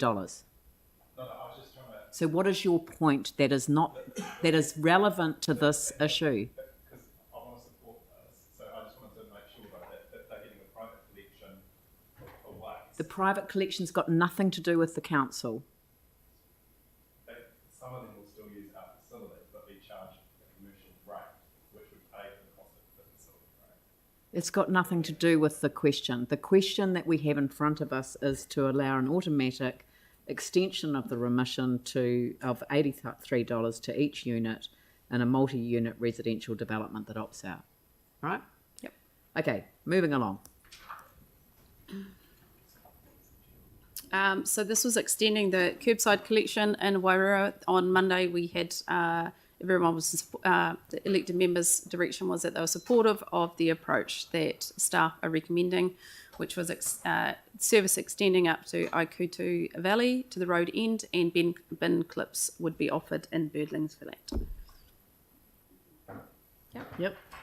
Sounds good.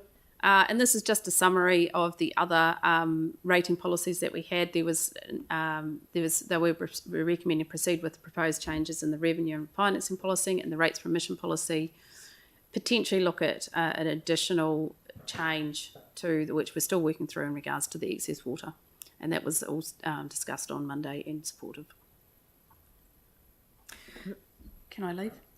Program? Yep. On to the capital program. Excellent. Who's next?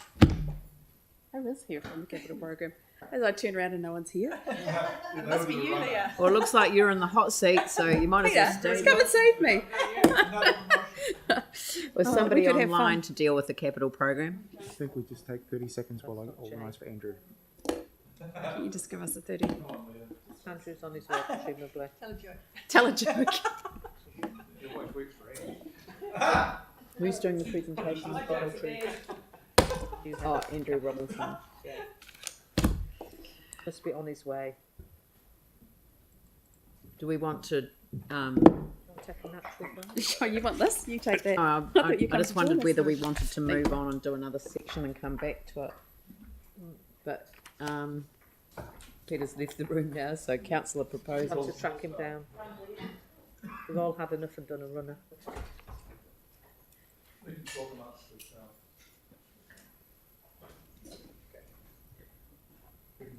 Do you want to do councillor proposals before in the meantime. The councillor proposals are just a single slide, and it might be worth doing it because Okay. Andrew will be here in about 2 minutes. No, well, that's fine. Let's use the 2 minutes wisely. So let's just truck through that. What page number? I'll tell you in a moment. It is slide 82. Look, we've received a number of proposals, and we went through some late on Monday afternoon. They're still coming in. So in order to provide good advice to you, fit for purpose advice, and not try to shoehorn things into today that are not actually ready yet, we're proposing to circle back to you at a separate briefing, the details to be confirmed. But we want to come back to you with advice on those proposals and have the managers here to talk to you about them, because obviously when the managers are here, it's a lot easier than dealing with bits of paper. We're just keen to make sure that we've got everything for you, and because they keep coming in, we're almost in a situation where as soon as we catch up, there's more to do. So look, I guess what I'm trying to say is rest assured we've not lost anything, but we just want to come back to you with that list from Monday afternoon and the new material sense and get it right. Yeah, no, I think that makes sense. Someone suggested to me that might be the last item that we might discuss in the Tuesday briefings, and I just, I don't think that we can continue to work, and it's not fair on staff either to work at that level of intense issues, given all of the other issues that we have to deal with next week.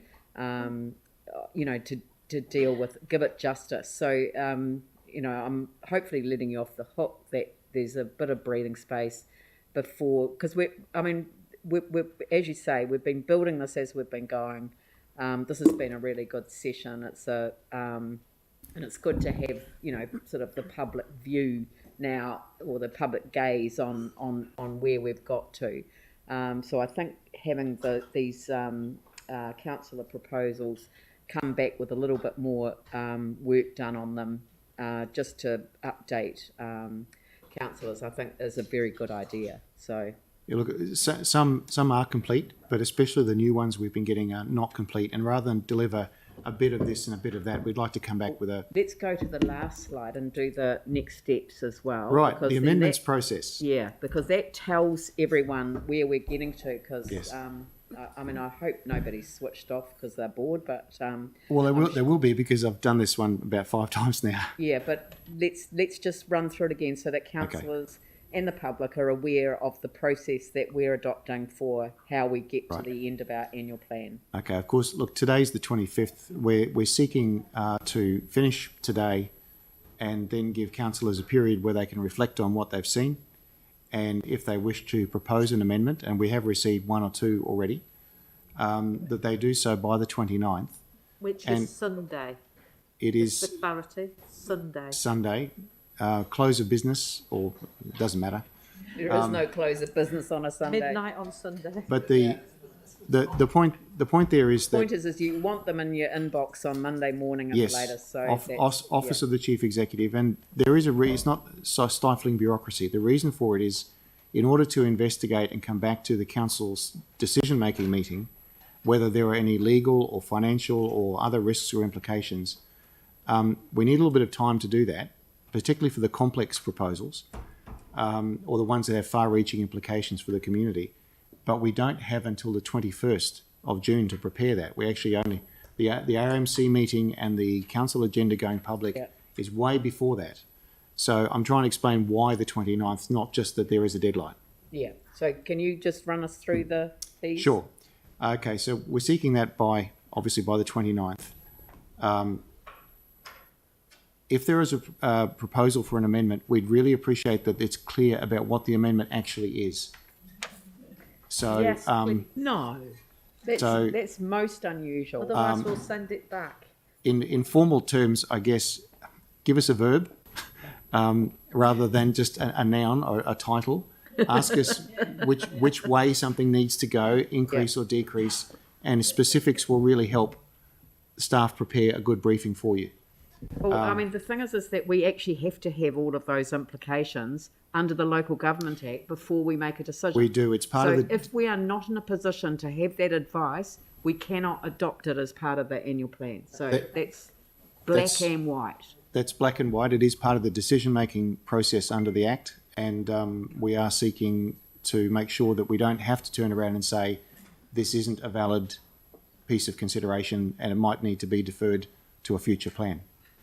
Yep. We don't want to be in that position, but it just means But clear I will deadlines. enforce it if you don't want to, which you don't have to, because I'm going to require us to meet our obligations. Can we just go to the last slide? Oh, sorry.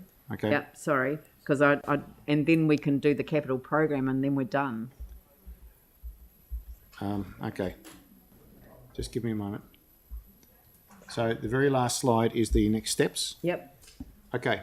This explains a little bit about why we need those amendments when we do, because we go almost immediately from there into collating the final annual plan after your guidance in terms of a proposal to take to you to consider, not as in the final.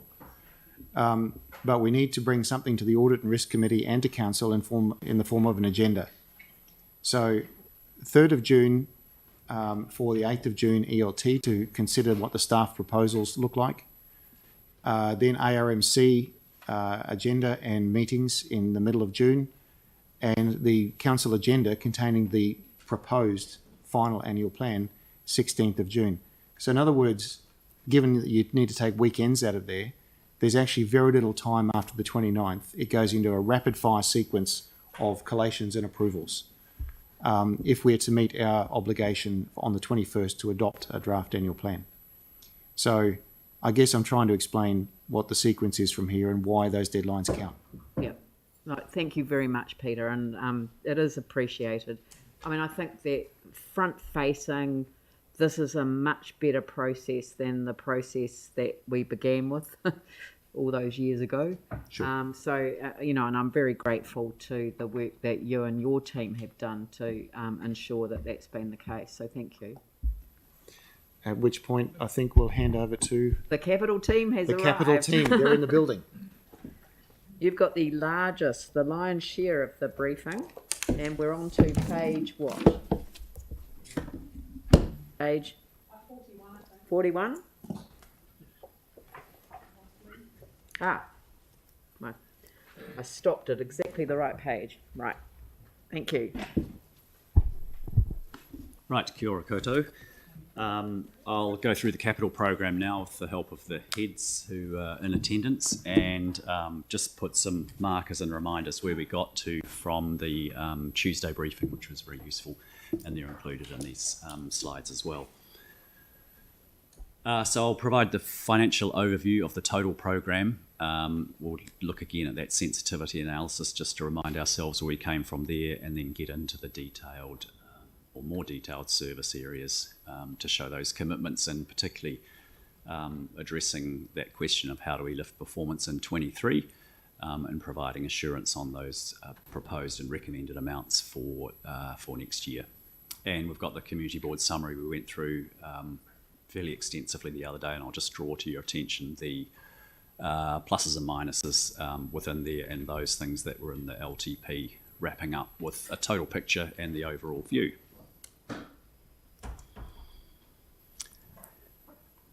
So you're familiar with this one. This just shows the total picture for against previous years, and very minor difference between the 22 year and the draft 23 year, being at 490.8. Just breaking down into the main chunks from this, we've got Te Kaha and Parakori in there, as well as the core and external group together for that 490.8. That's 438 plus 52.3 for a total program of 615. So the 490.8 is the figure that we've referred to in the draft plan. To give a level of confidence or assurance about the number of projects that are in flight, this graph shows the total program view, excluding the two big ones, Te Kaha and Parakori, indicating a 46% in-flight commitment. So that sort of indicates there's limited flexibility for adding new things in. And then you'll remember we took things one bite at a time last Tuesday in the briefing, and this is the totals across each of the service areas. So transport, solid waste and resource recovery at 159, the three waters at 190 in the draft. There'll be some more discussion about that one in particular. Community citizens, parks and heritage, and then the other at 45.3 for that total of 490.8. So we'll unpack each of these and go into each of those in a little more detail. This is the funding graph for the LTP period, and importantly on this slide, the second to left column showing FY22 shows that the funding that wasn't required in F22 due to the underspend being spread in the later period in the beyond the LTP 24. So the yellow tips across the right-hand bar charts are the spread of the 127 that wasn't required in FY22. And the important message here is that the projects that are in FY22 maintain their momentum and are committed and continue in the order of priority that they're lined up in the program for. So there'll be some obvious knock-on effect, a sort of domino effect with projects that get done through 23, but the funding requirements are put out in the subsequent years beyond the LTP 24 timeframe. Then you'll recall we looked at this sensitivity or scenario analysis where we took the 490.8 and said that if everything went perfectly and everything was achieved 100%, we'd hit the cash flow expenditure curve of the top blue line. And we did some weighted analysis across various phases of the project to say that, for example, where things are in construction, if we only got to 90% of that level, that would pull things down a bit. And at earlier phases of the project life cycle, like in concept, a level of confidence attached to them, perhaps at a lower figure of maybe 60 or 70%, gave some different scenarios. So the mid scenario, or sort of a likely scenario, would land on that green line of 441, which happened to be about 90% of the total program. And the lower bound, the grey line, was when, we had lots of risks coming to the fore, like, ongoing pandemics and delays for adverse weather events or whatever it might be, gave a lower bound at 353. That happened to be, coincidentally, I might add, similar to the FY22 forecast position. So that's the overview, and now I can get into the transport, solid waste and resource recovery area. So starting with the high level and the recommendation, the budget for 22 is 165. As we know, the forecast delivery in this area is quite a bit off that for various reasons outlined earlier. In summary, the impacts of COVID, the difficulty in getting the industry response, some adverse weather, particularly through the months of December and February, and the Omicron appearing in Canterbury around shortly after that time. A number of those things just accumulated to mean that we came up fairly short in this year. However, the draft budget was set for 159. So the confidence to take into the FY23 is that there's a lot of projects in flight in that procurement, construction or handover phase, and it's actually almost like 2/3, 65% is already in that back end of the pipeline, with a good lineup of projects in design which could convert into the construction phase as well for that added expenditure. So in summary, the recommendation is there's no change to the FY23 draft. I would note that there's other projects, the Halsall Road extension and the Barry's Bay remediation do have additional funding coming in through other considerations, but those funding requirements are not required until FY24, therefore they don't impact this annual plan. So the recommendation is a no change from the draft and retain the 159. So how are we going to get there? Here's an overview of some of the assurances and commitments that are there to meet that 159 target. There'll be a key focus on the reseals program. That was one of the areas that fell away a bit in this current year, with some strong prioritisation and planning ahead of that sealing season to make sure we have every chance of achieving that program in 23. Horswell Junction Road's underway. There's that additional funding request. There's a lot of activity in the Cyclesway program, with a number of contracts awarded and Heathcote tenders, for example, about to be awarded. They're currently under evaluation. There's some other big ones that are already on site. Lincoln Road, programs around the lighting upgrades and traffic signal renewals. So I think one of the successes in the past has been the strong connection and engagement with community boards and council to maintain support, and particularly also the contracting industry, maintaining strong relationships, good communication and partnerships, and maximising the use of those panel and framework contracts that are in existence. And importantly, like in some other areas as well, having some projects in the drawer or on the shelf, as others say, to allow substitution. If we get a hiccup in one area, we can replace it with another, and that's particularly pertinent in the program space where you've got programs of renewals or reseals and such like. So just picking up on the community board feedback, which we spent some time on the other day as well. Nil implication to FY23, and in the status column I've signalled where the funding lies in each of those future years. The only one there is number 13, the Cobham Intermediate footpath. That funding's been released due to, after discussions with Ministry of Education, the inability or lack of feasibility to include that footpath through the school. And that actually comes through on the next slide, second one down, number 17.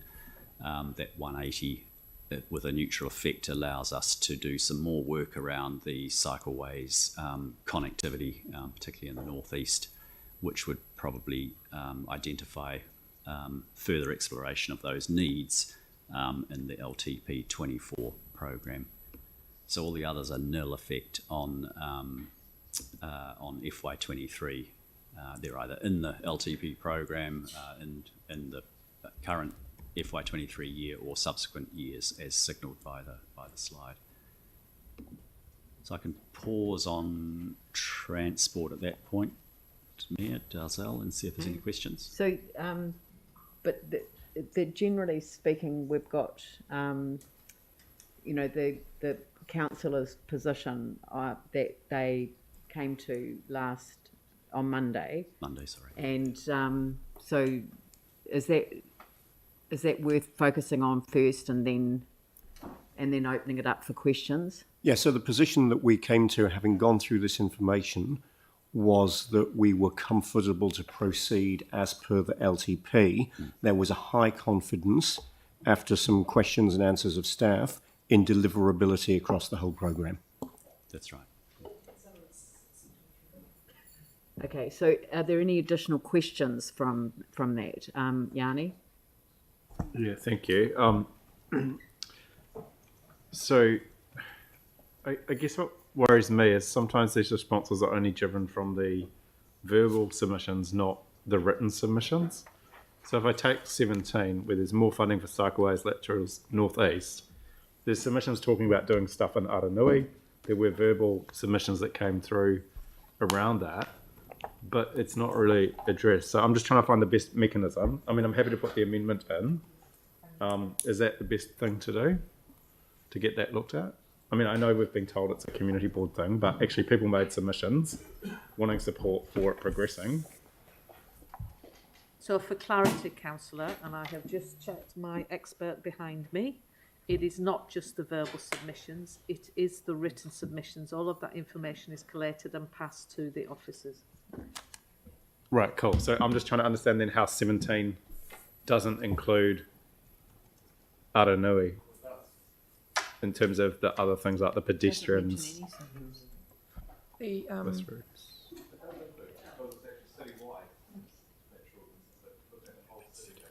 Oh, okay. The northeast was called out specifically. Yeah, I mean, I think it's true. There's the cycleway issues, and there were people that came very specifically and said, you know, want to cycleway through this area. Totally get that. There were also people that made submissions around that Aranui report. It is inclusive. It's inclusive. Well, then maybe it needs to refer to that. Anyway, just the other thing. I mean, again, like it's raised like with the Phillipstown one is there's no timing and no budget, and so it's really hard. I don't know whether I need to move an amendment because I don't know what the scope of that project is, what the budget is, and when the timing is. So this is the number 2, the active transport level of service enhancements. So I'm not quite sure how I deal with that. Well, the recommendation is to maintain the LTP position, and if there is if you have an issue with that, then you need to move an amendment. Okay, cool. But I don't even know how much money's on budget at the moment or what the scope of what's being done within the current LTP is. I don't know what the LTP position is from that response. And you've submitted a question on that. This was a question that was raised in the... And the responses have been provided, is my understanding. All the responses have been provided. Oh, so okay. the Phillipstown Okay. query is, this was raised as part of the long-term plan. Yep. And we said as part of the long-term plan, we would put a project in as part of a wider program for network enhancements to improve pedestrian connectivity in Phillipstown. Sorry, I feel like this is deja vu. We've already had this presentation in our briefing. The concern was raised when this information came through that it would be good to see what the quantum was under that item 2 and what the timing was. And it is underway at the moment, as was responded in the queries, and it's being schemed at the moment for construction next financial year. It's being done, and my understanding from the team is that the community board have been briefed on it. Page 15. And if they haven't, it's due to happen very soon. I'll do an amendment. It's fine. Just move on. Okay, that's fine. Just but remember that your amendments have to be submitted in time, and they have to be detailed about what you're asking for.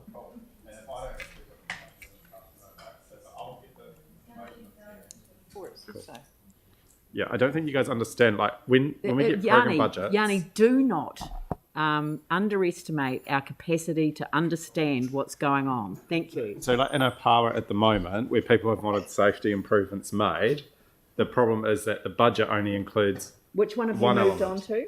Yeah. So anyway, so I just wanted to flag the whole Gloucester Street AAC thing. So I'll put those questions in anyway. Yeah. Mike. Thank you. Just a quick question around process. In terms of 17, where the recommendation is to allow it, will that just be automatically included in the report that will be adopted, or do we have to do an amendment to do that? I think that's to be included, isn't it? That will be included? Yeah. Yes, the 180 is just okay, being swapped. yes. That's cool. And the other one, I did watch the briefing, so thanks for raising it. I still don't quite agree with your reasoning, so I'd like to have an offline conversation about the Langdon's Greer's 3-year timing. But we can have that offline. Okay. Yeah. I've got Jake and then Jimmy. Just jumping back to Phillipstown with a slightly different question. In the LTP, I can see a project 916 ferry and Morehouse corridor improvements. Which of the projects in the spreadsheet does that pertain to? Is it separate there again? It's separate again. It's different. So the ferry Morehouse corridor improvements is about widening and bus enhancement, bus priority. So it's a different. This is a different project, and this is about the pedestrian. No. Yeah. So 916. Does that mean it's the top one there? essentially. No, none of these are 916. Okay, cool. Yeah, that's a different project to 916. Okay, Jimmy Chen. Regarding to the request, Housework Junction Road request, another $5.5 million you mentioned put on the financial year 24. Now any impact to this year. But regarding this issue, whether still put on the meeting minutes of this annual plan, like the council agree, approve for the 5.5 million, or just delay to next year financial year, just consider this issue. No, it's we need to consider beforehand, am I right? It's a separate paper that will come to council separately next month. But it's not okay. We're signalling it here to let you know and be transparent about what we're doing. But the request for the additional funding is coming as a separate paper to council next month. Okay, thank you. All right, so next page. Oh, I thought there were more. No. Two pages. I thought there were 2 pages. So I'll go back to the summary one. There was 2. There was 2. There were 2 pages from the submissions. Yeah. That was the second page. Yes. I'm lost. Okay. I'll accept Pauline because Pauline got me a coffee. Oh, that's right. You have to. And it might not be appropriate places. I'm not sure where it sits, but the Central City shuttle that we talked about yesterday, and on Monday was it? Or was it yesterday? I don't know. So where did we get to on that? So Mike and I are going to work with you on it, but actually, if we could come back to wanting some feasibility study funding, I think that's where we want to go, and we're thinking it's probably around 50,000. So my understanding where we got to is to put a little bit of history into it, given the conversation that was had this morning, if that's okay through the chair. We put a memo back that the staff have put a memo back to you with information, with the best information we could get in a reasonably short time frame around the likely implications of running a Central City shuttle. Back before the earthquakes, it was costing the council in the order of $1 million a year to run it, and that is OPEX money. Now that's just running it. So then there's all the added complications of resetting it up if we are doing it as in our own bat. So at the moment, my understanding is where it had left off was we were going to, staff are looking to have a conversation with Echelon.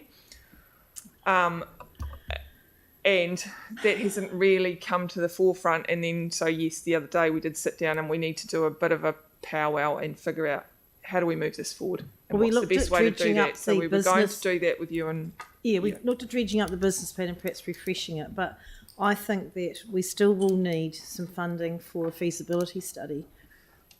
And I just think that's something we should look at now. Echelon has done feasibility on this. It's more of a. Sorry, it's more I of an. apologise. They have. Yep. And the thing is that what it came down to was their assessment of whether the cart would come before the horse and whether there was sufficient redevelopment. This is a few years ago now, but the council cannot take on the full liability of running a service. We don't own a bus company anymore.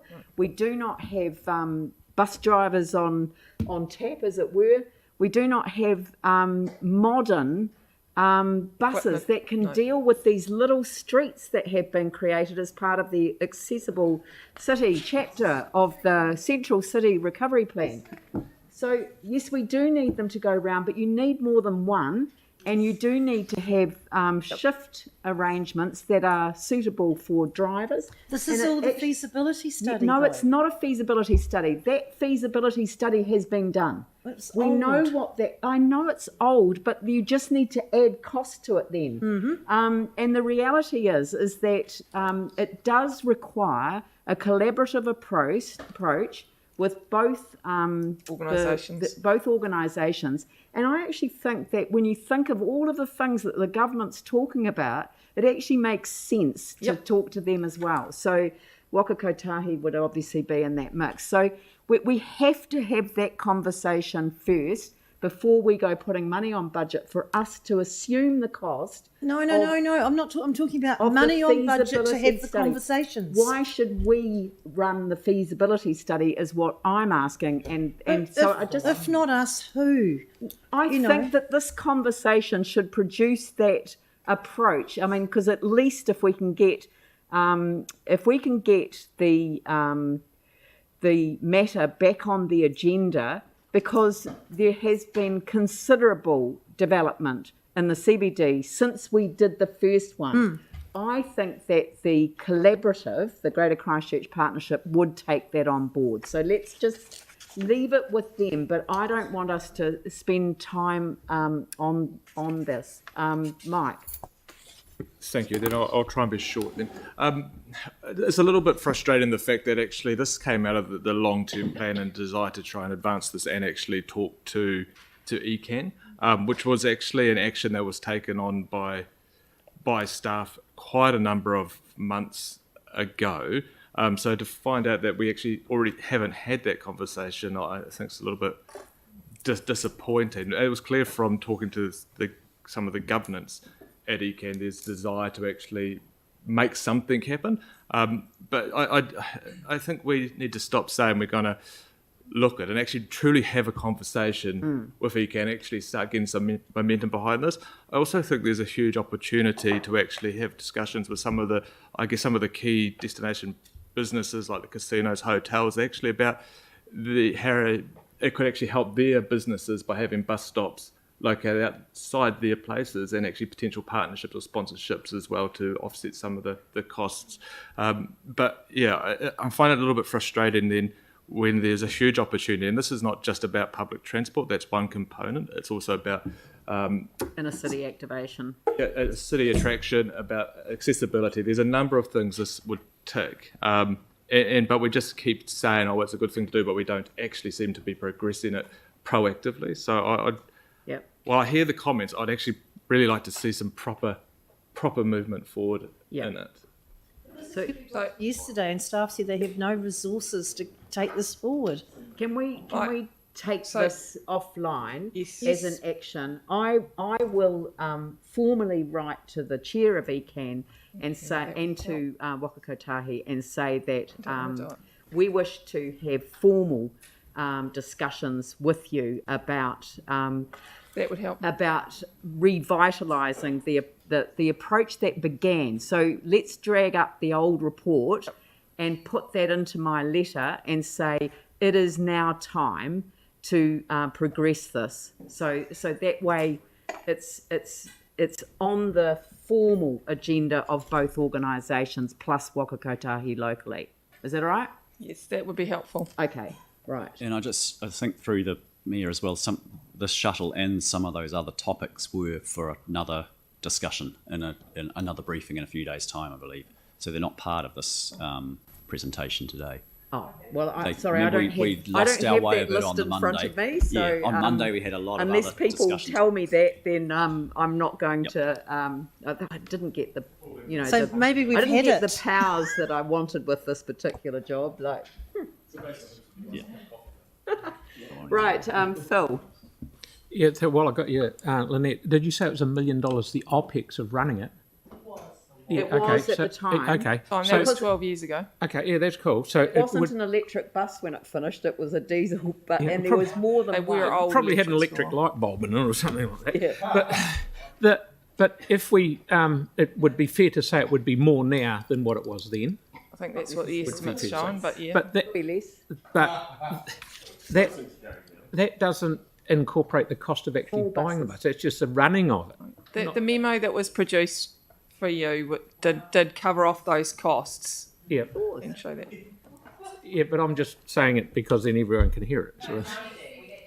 Which was attached in attachment H to the 25th of May briefing. It's going to be a shed load of dough. Yeah.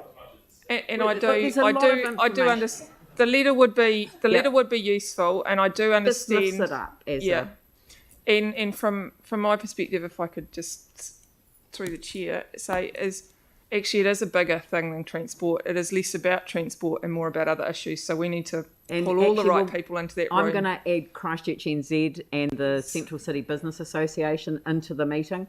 So I'm going to write to them as well. So at the back of the room, who is taking notes for me, I want a letter to ECAN drafted for me to look at, and I want it copied to Waka Kotahi, to CCBA and Christchurch NZ on the basis that that we review the report that was previously done for the it was the Joint Committee on Transport, I think, public transport that used to exist, and but now the Greater Christchurch Partnership would pick it up. So let's move this along.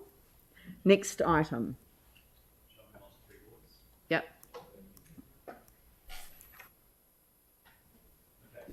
Thanks.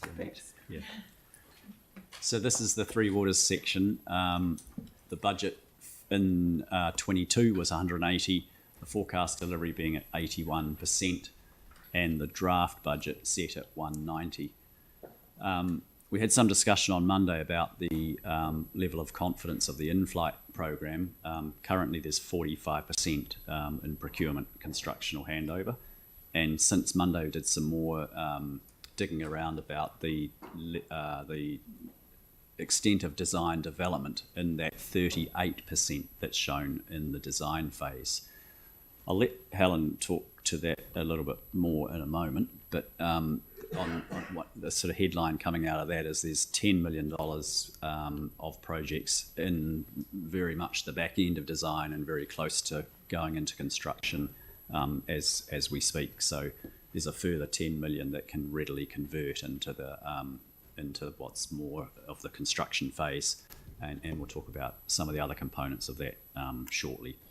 So the recommendation as it stood was a 190.1, but we'll get a little bit more confidence and discussion around how achievable that is after this next couple of slides, if that's okay. So in terms of lifting performance, and it is a big target relative to the other service areas, the work that's been done to support that is packaging up of renewals, really getting the most out of the panel agreements, extending some of those, looking at how to get projects quicker to market, making sure we've got project briefs and designs initiated and ready to go, particularly for substitution, where things get hung up in some parts of the program we can replace with others. And of course there's that, particularly in the water area, the Three Waters area, the resourcing and recruitment is a significant challenge. That is being addressed at the moment, but still needs more work. So in terms of the feedback process from annual plan and community boards, in summary, and this is the only slide for Three Waters, there's nil impact on FY23, with details shown there as to where the funding lies across the future LTP years for each of those. So it's a maintained position with that note we've already taken about correspondence to ECAN around the flooding issue at Le Bons Bay. Okay. So that was generally the feedback that councillors gave. Andrew? Thank you. Given the public nature of this session, the information, can we go back to the slide that we just had there, please? Yes. The Le Bons Bay Batch Holders Association will need to contact Environment Canterbury in the first instance. What really needs to happen here is that council staff or management, City Council, need to talk with Environment Canterbury staff or management to make sure that there is no gap between the work of the two organisations, and roles and responsibilities and funding are well understood. So I would hate for anybody from the Le Bons Bay Batch Owners Association to be watching this meeting, I don't know whether they would be, and to see that advice and to think that that's the way that we're working. We're actually going to be not only, I hope, corresponding with each other, but talking to each other to make sure that there is no gap between the two organisations that the Le Bons Bay Batch Owners Association falls between. Andrew, to be clear, that paragraph will be changed in the public document. Yeah, absolutely. And I raise it given that this is a public meeting today, and I realise it's exactly the same issue I raised on Monday, but I would hate for anybody to think we're not doing as much as we possibly can in this space. Yes, that's my recollection as well. It was the first briefing last week where I think the Mayor's office undertook to take on that correspondence and the recommendation and address it proactively. Yeah. Okay. Were the Le Bons Bay Batch Holders Association told this when they put in their submission? Were they advised that it was an Environment Canterbury issue at the outset? If you remember the question that I asked when they were sitting at the end of the table, I asked them if they'd had any contact with Environment Canterbury, and they told us that no, they hadn't, because they'd been advised that it was a city council issue and ECAN had no responsibility because they didn't have a rate for that particular area. The advice that we've received since then, obviously, is that the responsibility and the rate are two different issues.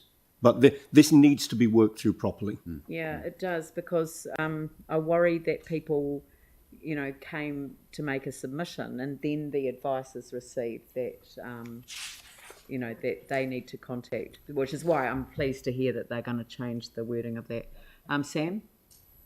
Yeah, thank you. Helen, we talked about it on Monday. Can you just, I guess the public-facing side of this is we're looking at delivering 145 mil this year.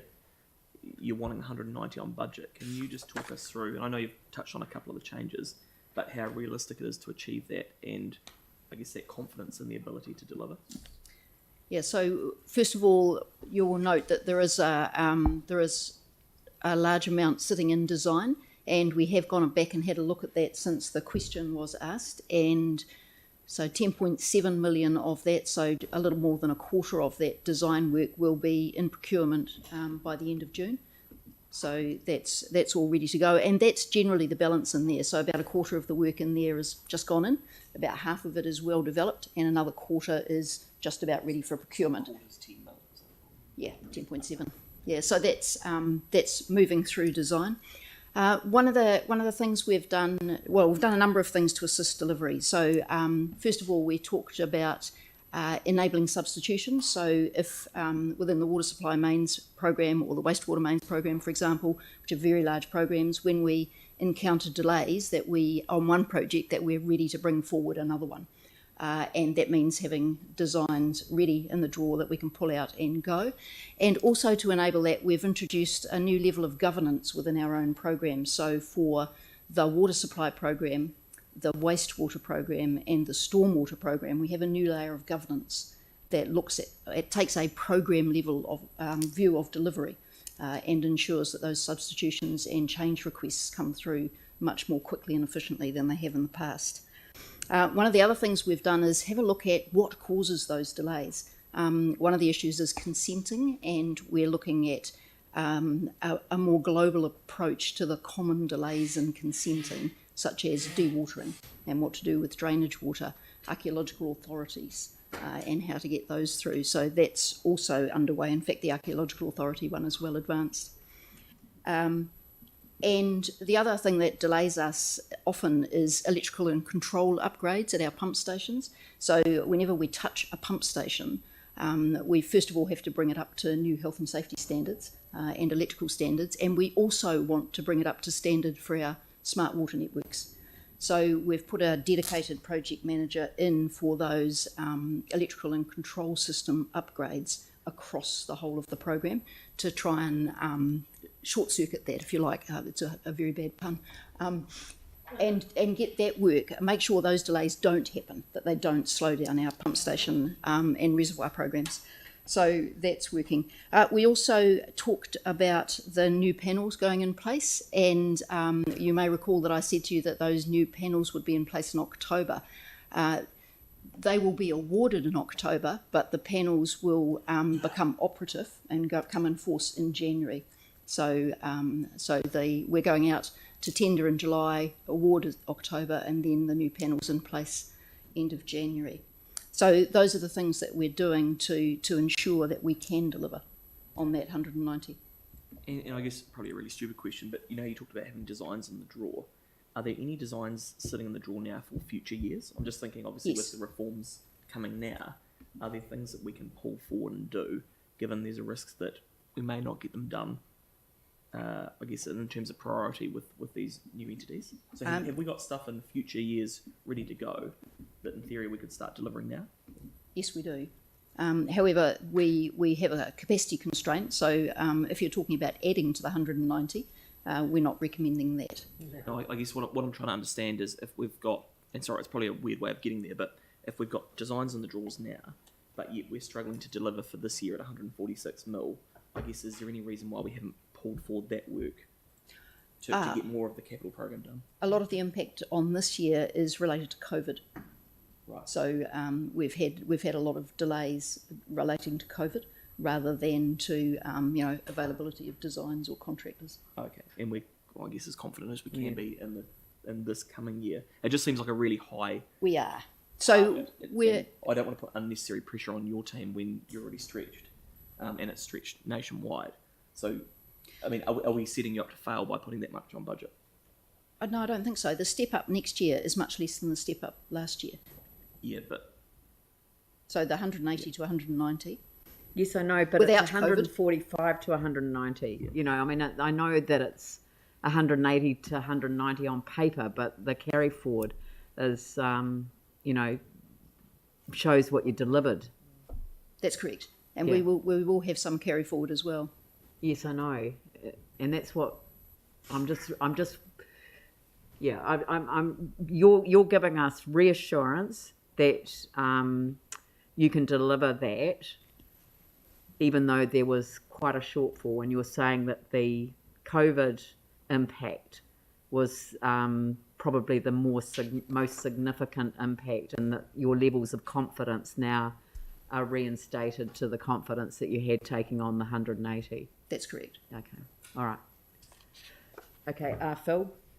Yeah, just roughly, Helen, out of the, whether it's 146 or 190 that you get, out of that, roughly how much is design and how much is actually putting it in the ground or making a... The split between the professional services panel and the contractors physical works panel is around 10%, 90%. So most of it is in the physical works. Oh, good. It's not the other way around.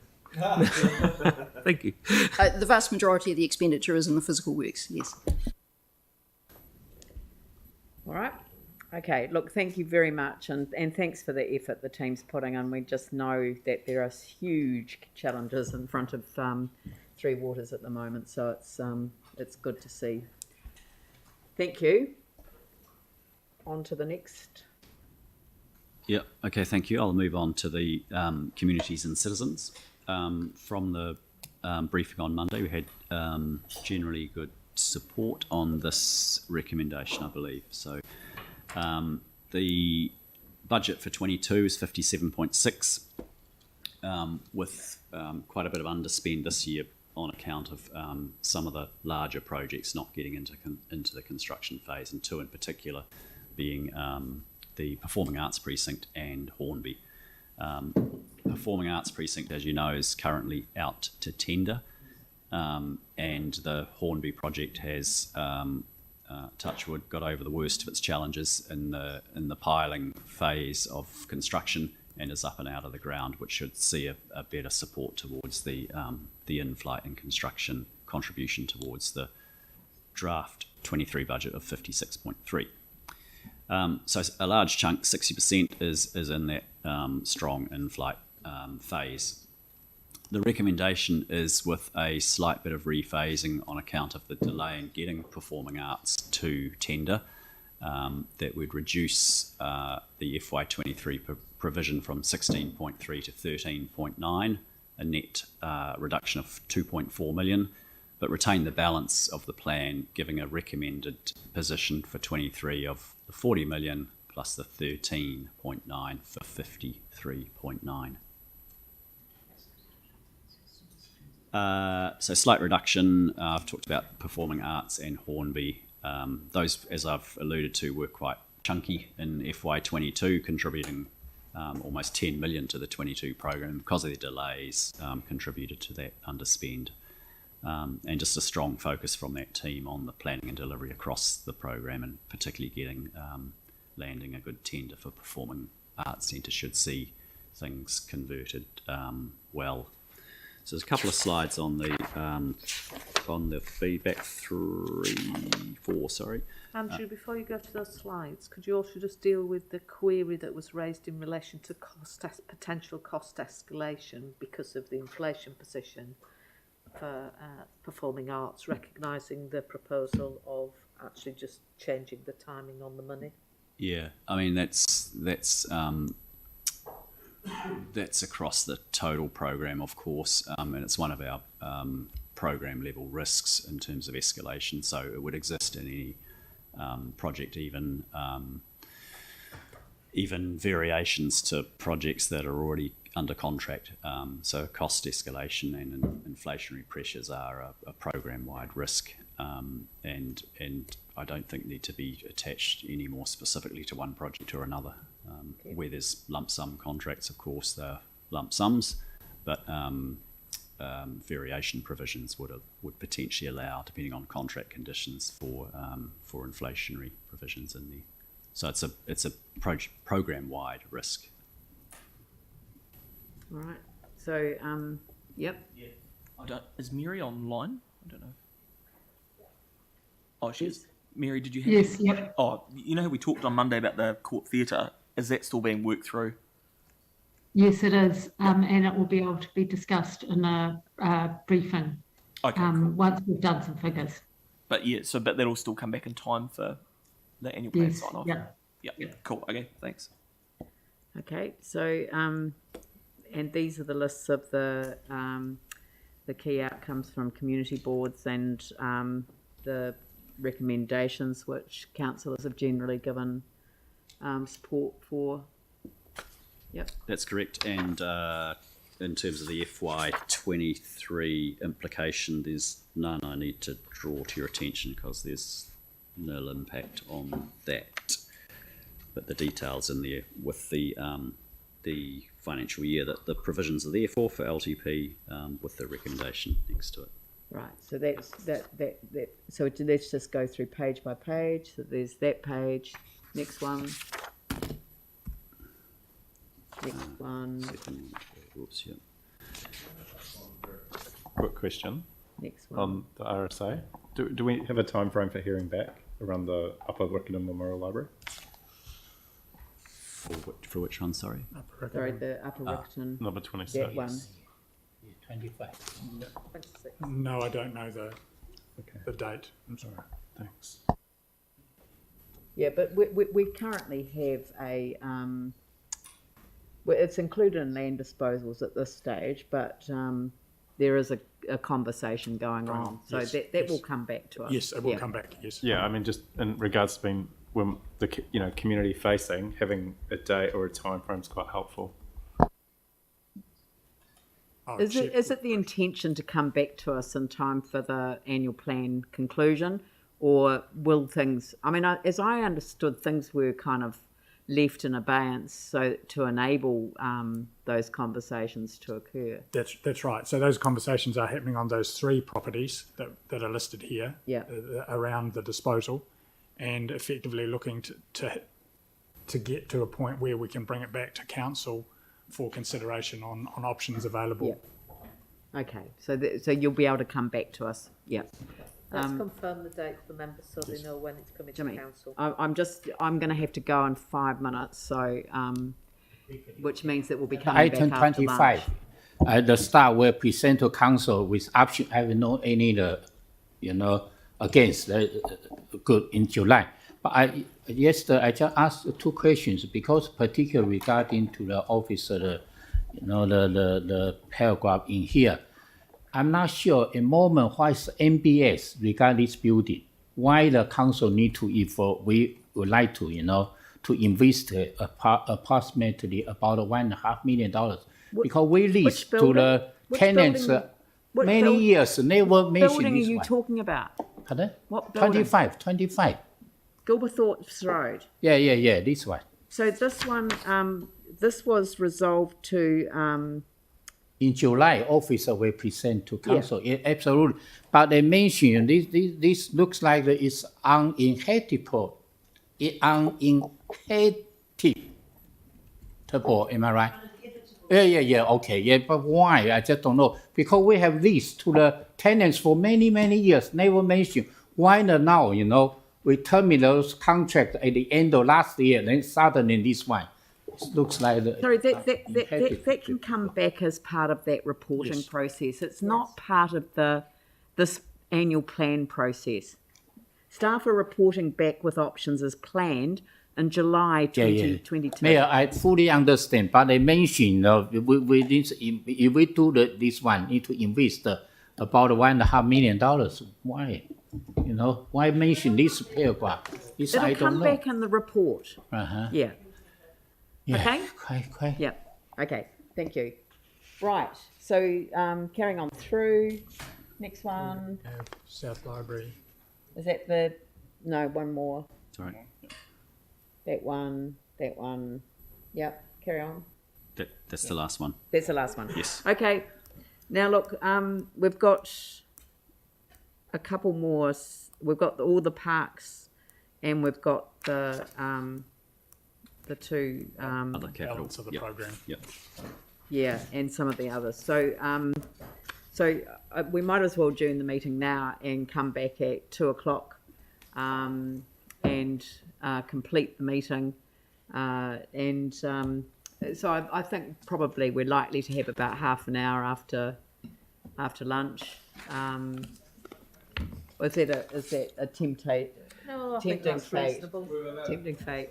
Okay, so if we be back here at 2:00 and we'll start the briefing again. Thank you.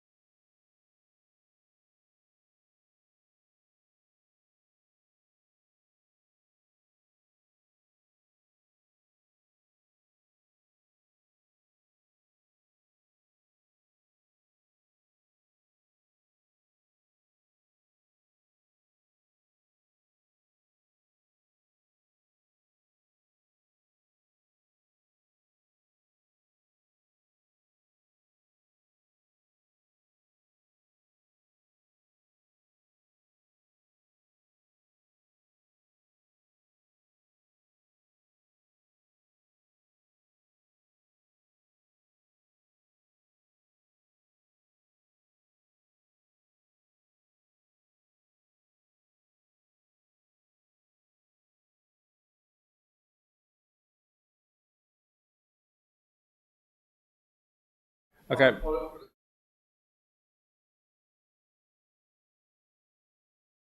Welcome back, everyone. We'll resume the briefing. Thank you.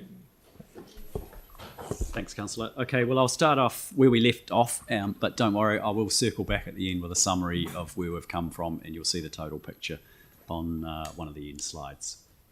So moving to parks, heritage and coastal environment. Budget being 40.2 million in FY22 with a very high delivery at 93% forecast, and a similar budget set for FY23 at 40.1 in the draft plan.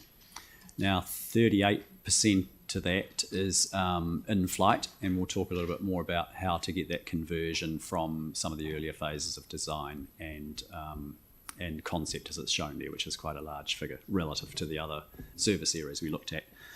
So there's been a little bit more work done since the briefing on Monday, and we've recommended a decrease in the budget of 3.6 million. A little bit of maths to work through that is the deferral of 4.5 million. To take that out, but add back in Takapuniki and 0.4 million for Coronation leaves a net reduction of 3.6 million. So that means the budget for a recommended 36.5.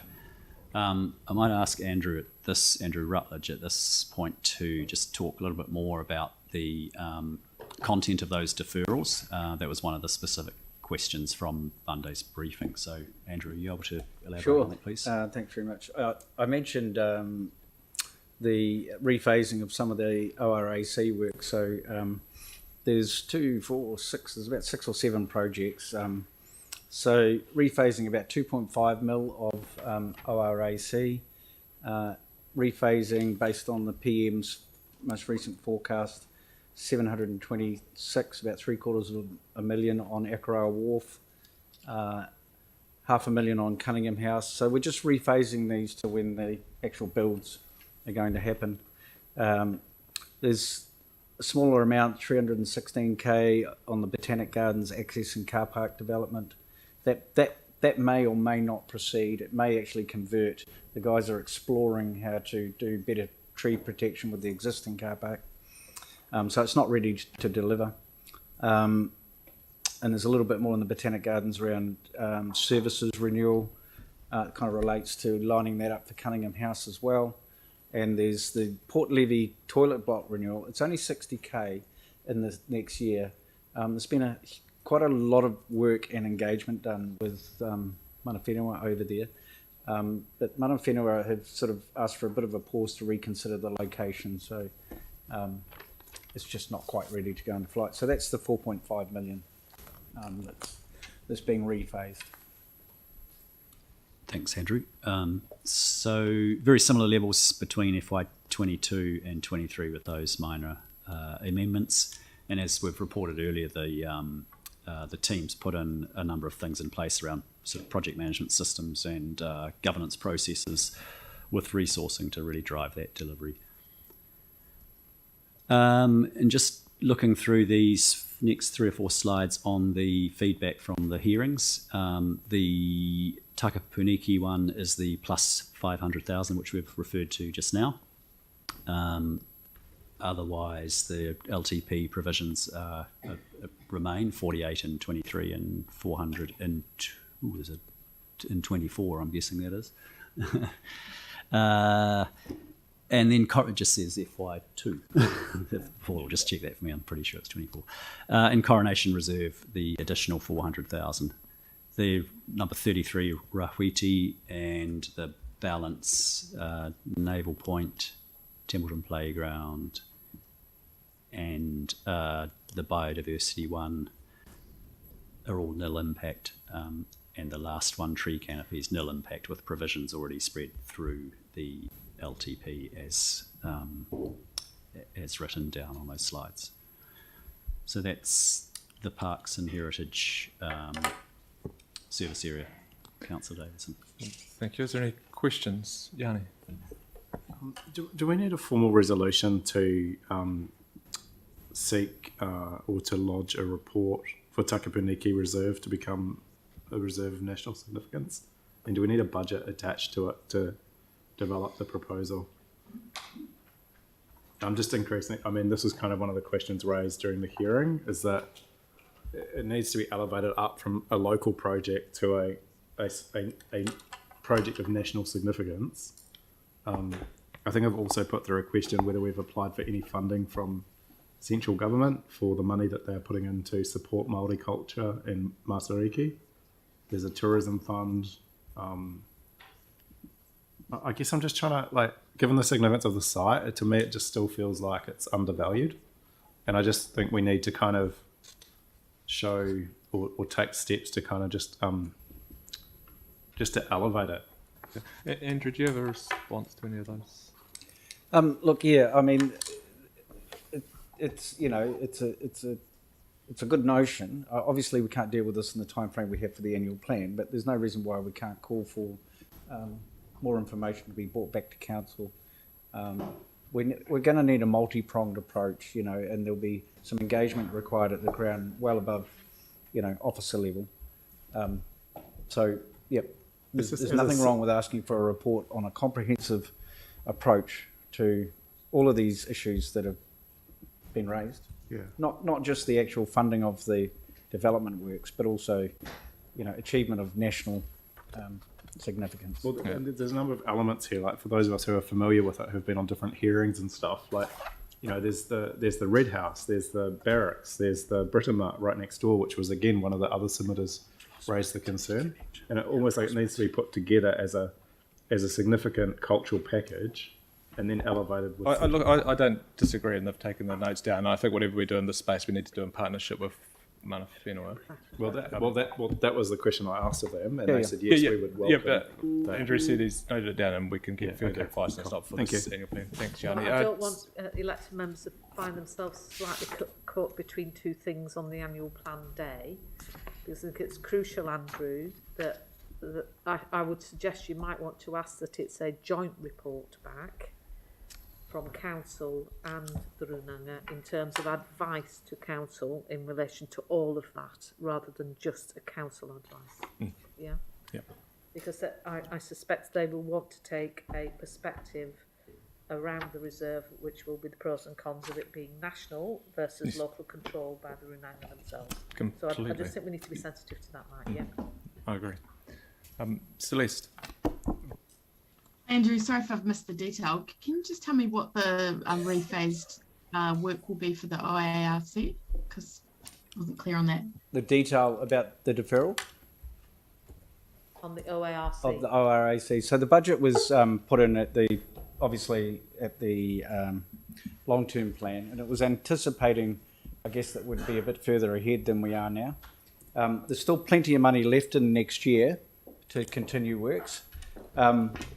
We went to market to set up a panel for design and all the other consultancies there's 7 packages of work about to be released. So it's really about timing.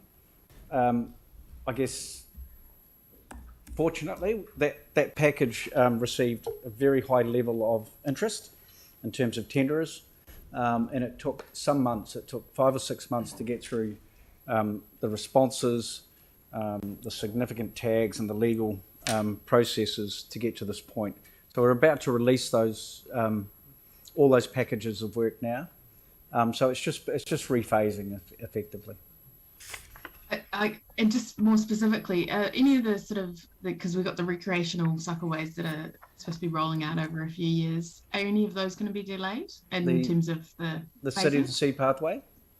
Yeah. Yeah, that's 1, 2, 3 of those packages. So to get there as fast as we're able, we've actually split the pathway into three phases. We're going, all those packages I'm talking about, they're all going to run in parallel. They won't all finish in parallel, but that'll enable us to get into physical work packages a lot quicker. So that's the number one priority, is the City to Sea pathway. Okay, that's good to know. Thank you. Yep. I'm told that Jimmy Chen's got the next question. Yeah, one question only. Regarding the item 35, temporary playground renewal, your information here, the renewal of the playground current program for financial year 26-27, how much put on there? I'm not sure it's been scoped at this stage, Jimmy. I'll have to get you the exact number.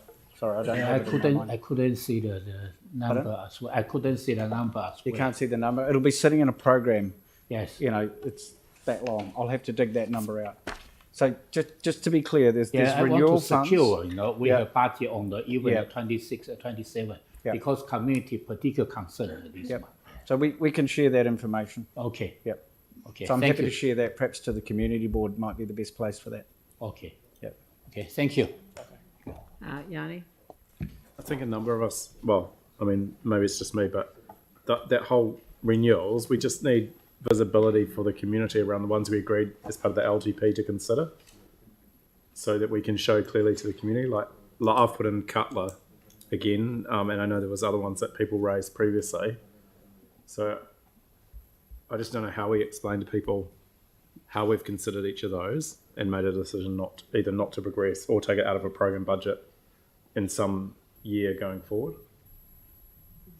So the agreement that we had is that staff are going to come to all community boards and with a detailed 3-year program, and the community boards will have the opportunity at that point to highlight to us what the community is telling them where the priorities are. All of our program is driven off conditioned information. That doesn't have that community lens over it at this point. So that material is being produced now. And that, I think that was the methodology that we all agreed pre-Christmas. If I take Cutler Park through the LTP, Yep. people made submissions. Well, it goes back further, but generally in recent history, people made submissions through the LTP. The staff recommendation was we can spend 100,000 on upgrading it, and they gave us a slide that had a number of other parks that we were going to do.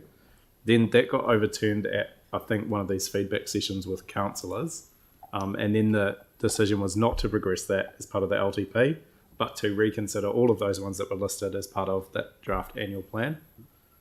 Now we're getting to the draft annual plan. People have made submissions again on this playground, and we've got Templeton here, but we don't have Cutler Park in here, and we don't have the other ones that were on that list.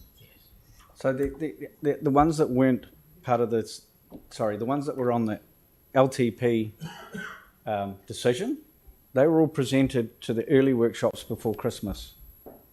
And that was when we agreed that if it's not in this year already, it's staying where it is in the plan, and we're taking next year and the year after to the communities.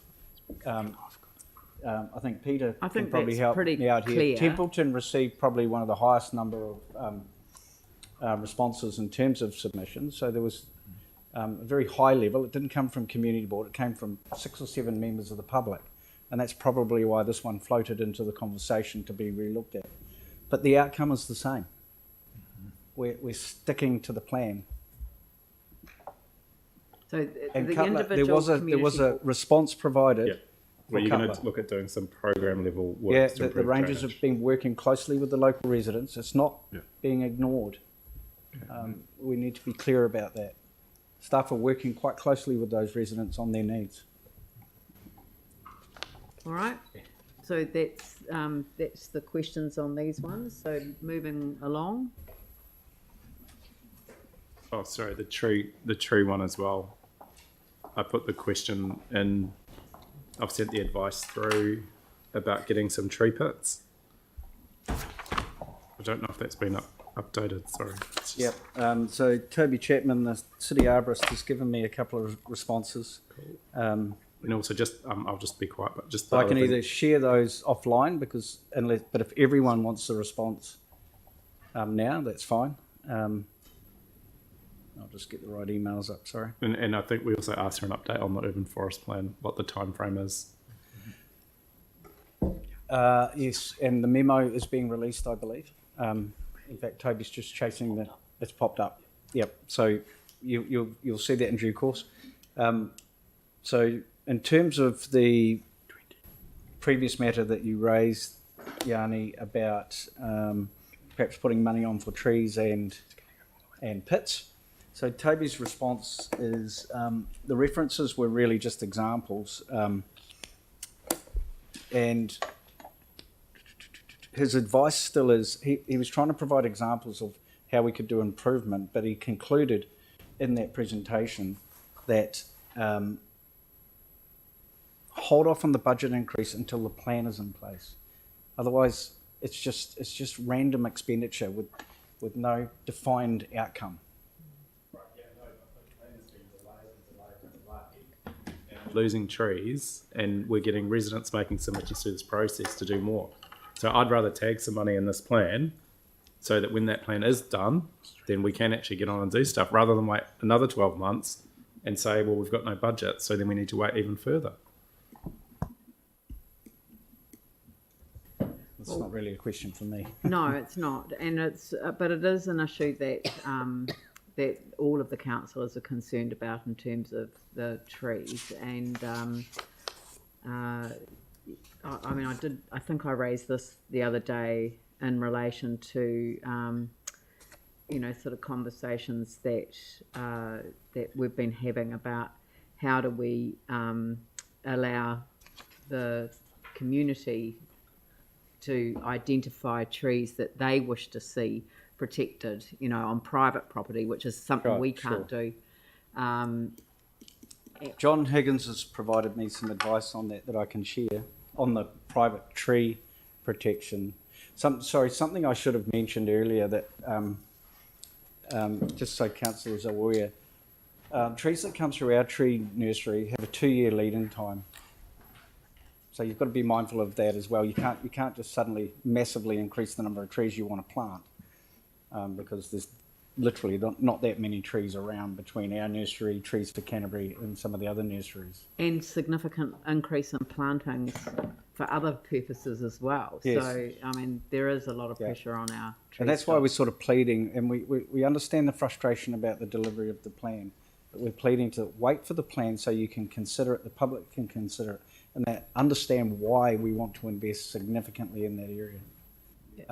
And we have got changes coming with our district plan changes, which would enable revenue to come from those doing developments that have had to clear sites for the developments, are willing and very willing to contribute to the cost of putting trees in streets and beyond. So John provided, I guess, a few bullet points on the private protection, and as well as a bit of advice on what the current plan changes are reviewing. So the current plan changes are reviewing the existing schedule only. So trees aren't being added to that schedule as part of this change.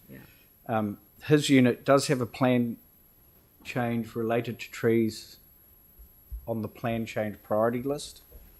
The latter plan change will consider whether trees can be nominated by property owners.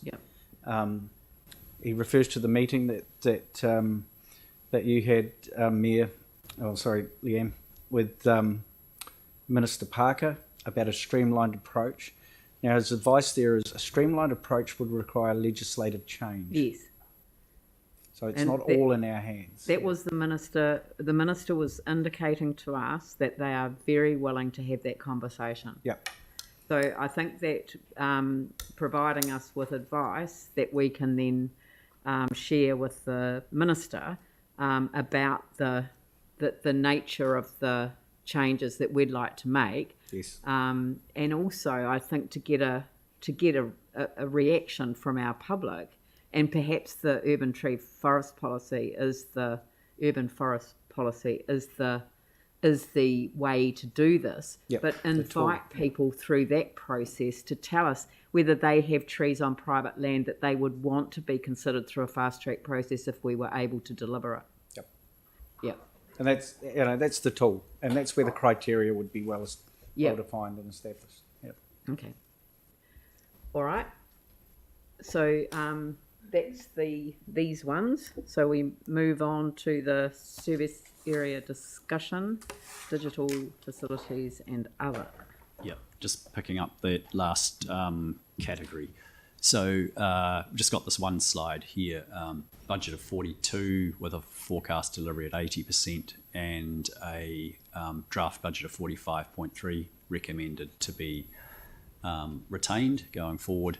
These are the sorts of items that I talked about the other day: IT projects, network upgrades, SAP improvements, things like libraries, housing renewals, property purchases, and some renewals and leisure centres and such like. So there's a bit of a miscellaneous bag in here.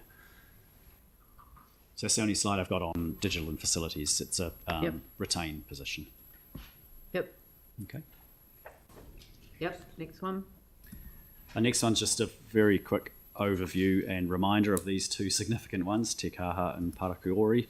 Parakiori is just a rephasing in line with the projected delivery programs which go into next year, so it's a carry forward provision there. Yep. And Te Kaha, you all well know about, with some reports in the very near future. Yep. Yep. Okay, so they form part of that bigger picture.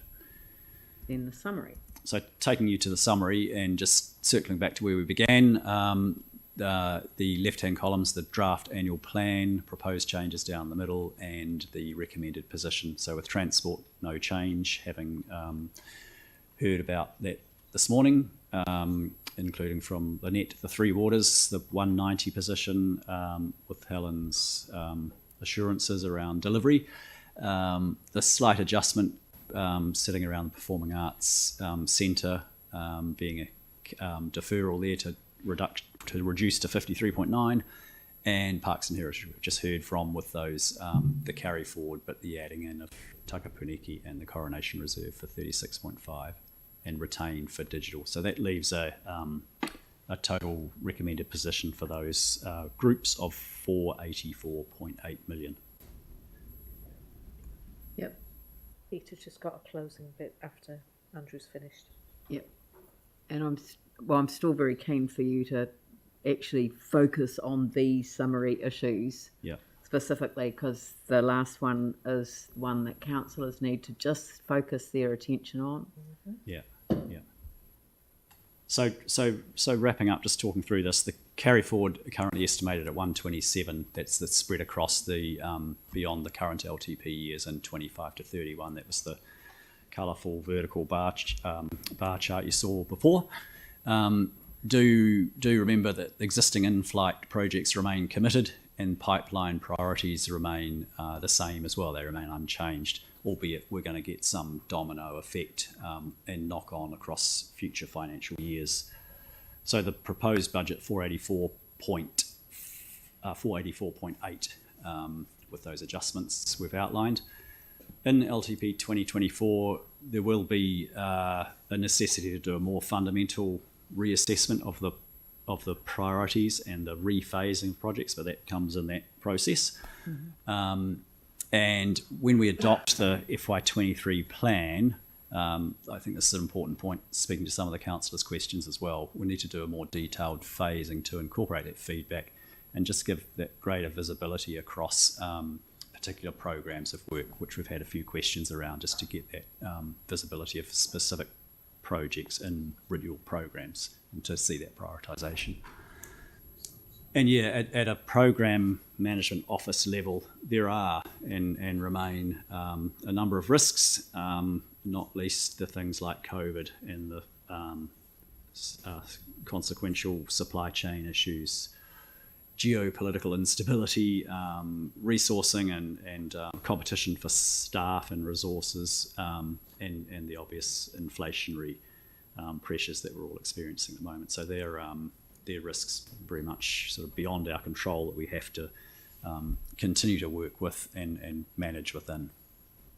So, and I guess that speaks a little bit to the sensitivity analysis type curves that we put up before. So if some of those impact us, then we'll see some pullback. If we can get our way through them, then we'll be more on the upside. Yeah. And we can continue to report against those in the F&P on a monthly basis, so we can give some updates in those areas so that we can see where it's happening and what the impacts are. Yeah, I'm assuming that Andrew and Sam are all over the reporting requirements in that regard. Yeah, good. All right, Dawn. Peter, I've asked for a response to the question that Councillor Johansson made this morning in terms of how do we know we're tracking the things that were approved in the LTP or take any annual plan. Oh, okay. So we thought we'd give you the usual in the sense of the quick response to actually show you exactly how we do that and give you an example of how. So Peter, please. I don't want the public nor the members to walk away from here thinking that we are not tracking what it is that we're doing. Sure. Look, this is reasonably short. I realise that everybody's keen to move on. Look, in response to the question this morning, I just wanted to frame for you, at any one time we've got hundreds of actions being tracked for council, and historically they're running into the thousands. I just wanted to explain that when you do an LTP, what actually happens. When you approve levels of service and capital projects, those of you on Finance and Performance Committee know that we come back to you with a monthly report, including analysis, remedial actions, staff advice on anything that is an exception. That's fully open to the community. You also get analysis around the portfolios of the capital program. If you look across the country, you'll find that that stacks up in a very strong way.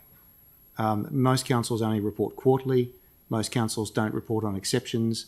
Many councils don't report on things they find inconvenient. We put it out there, warts and all, every month, every time, about everything, is the bottom line of those hardcore LTP components.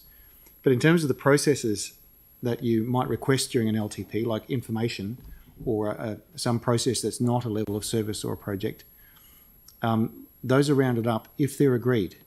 I just want to stress this, that if an idea is floated but it doesn't achieve consensus or agreement, it won't be tracked because it's not agreed. Info Council tracks the progress of all LTP undertakings, so anything that's in flight or closed off. And for this annual plan, it generated a report on all requests flowing from the LTP, and we used that as the basis of the very first draft from staff.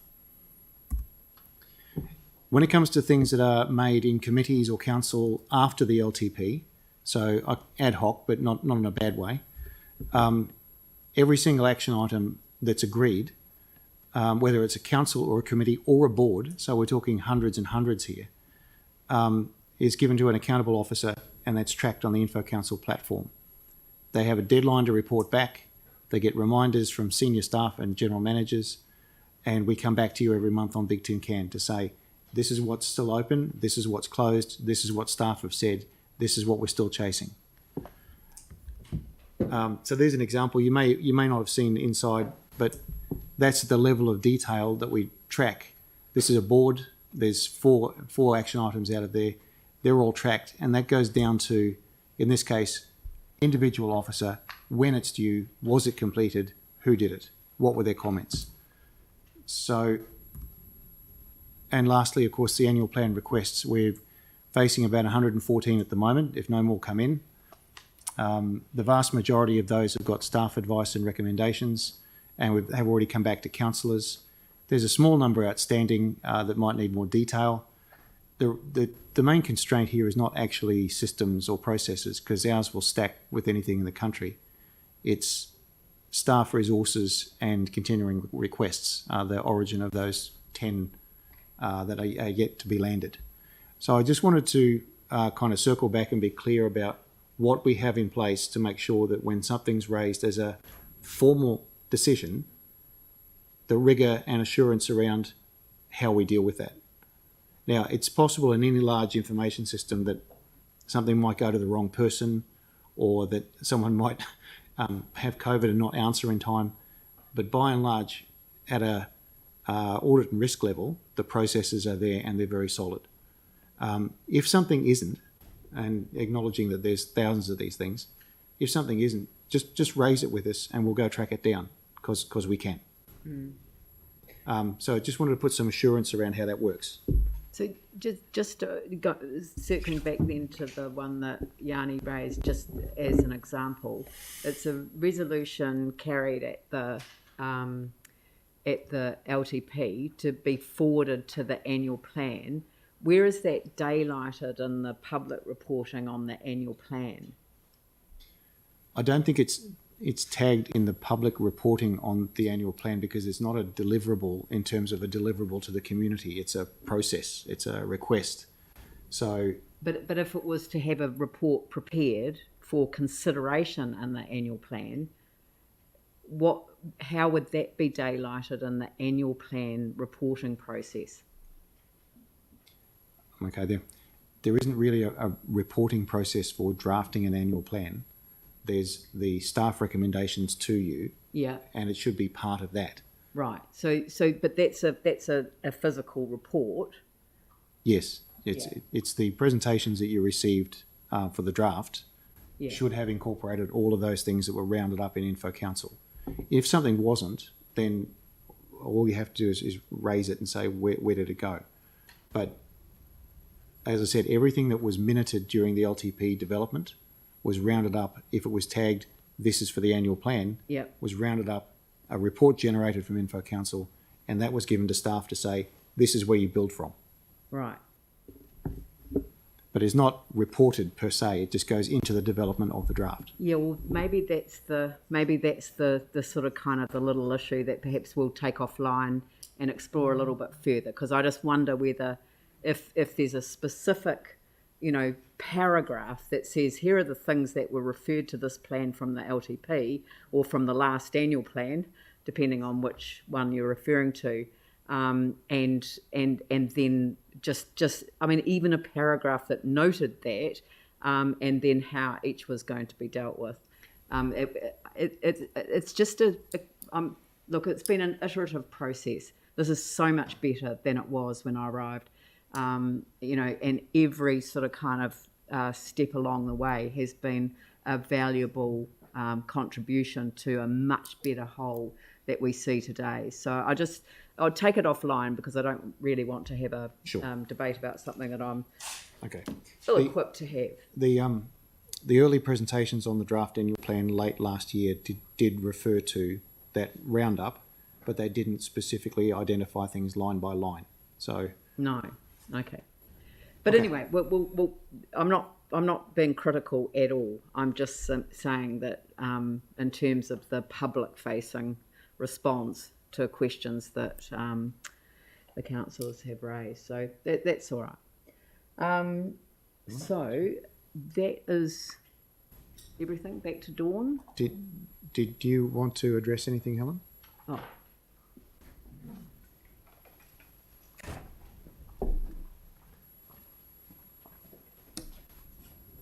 Just one question that was asked around on Monday and responded to today verbally, we still haven't really got a steer on, and the staff recommendation was not to put an additional 500,000 on for the sediment erosion control. We were asked if we could deliver something with the 250,000 and said yes we could, but we still don't have a steer on whether that's 0, 250 or 500.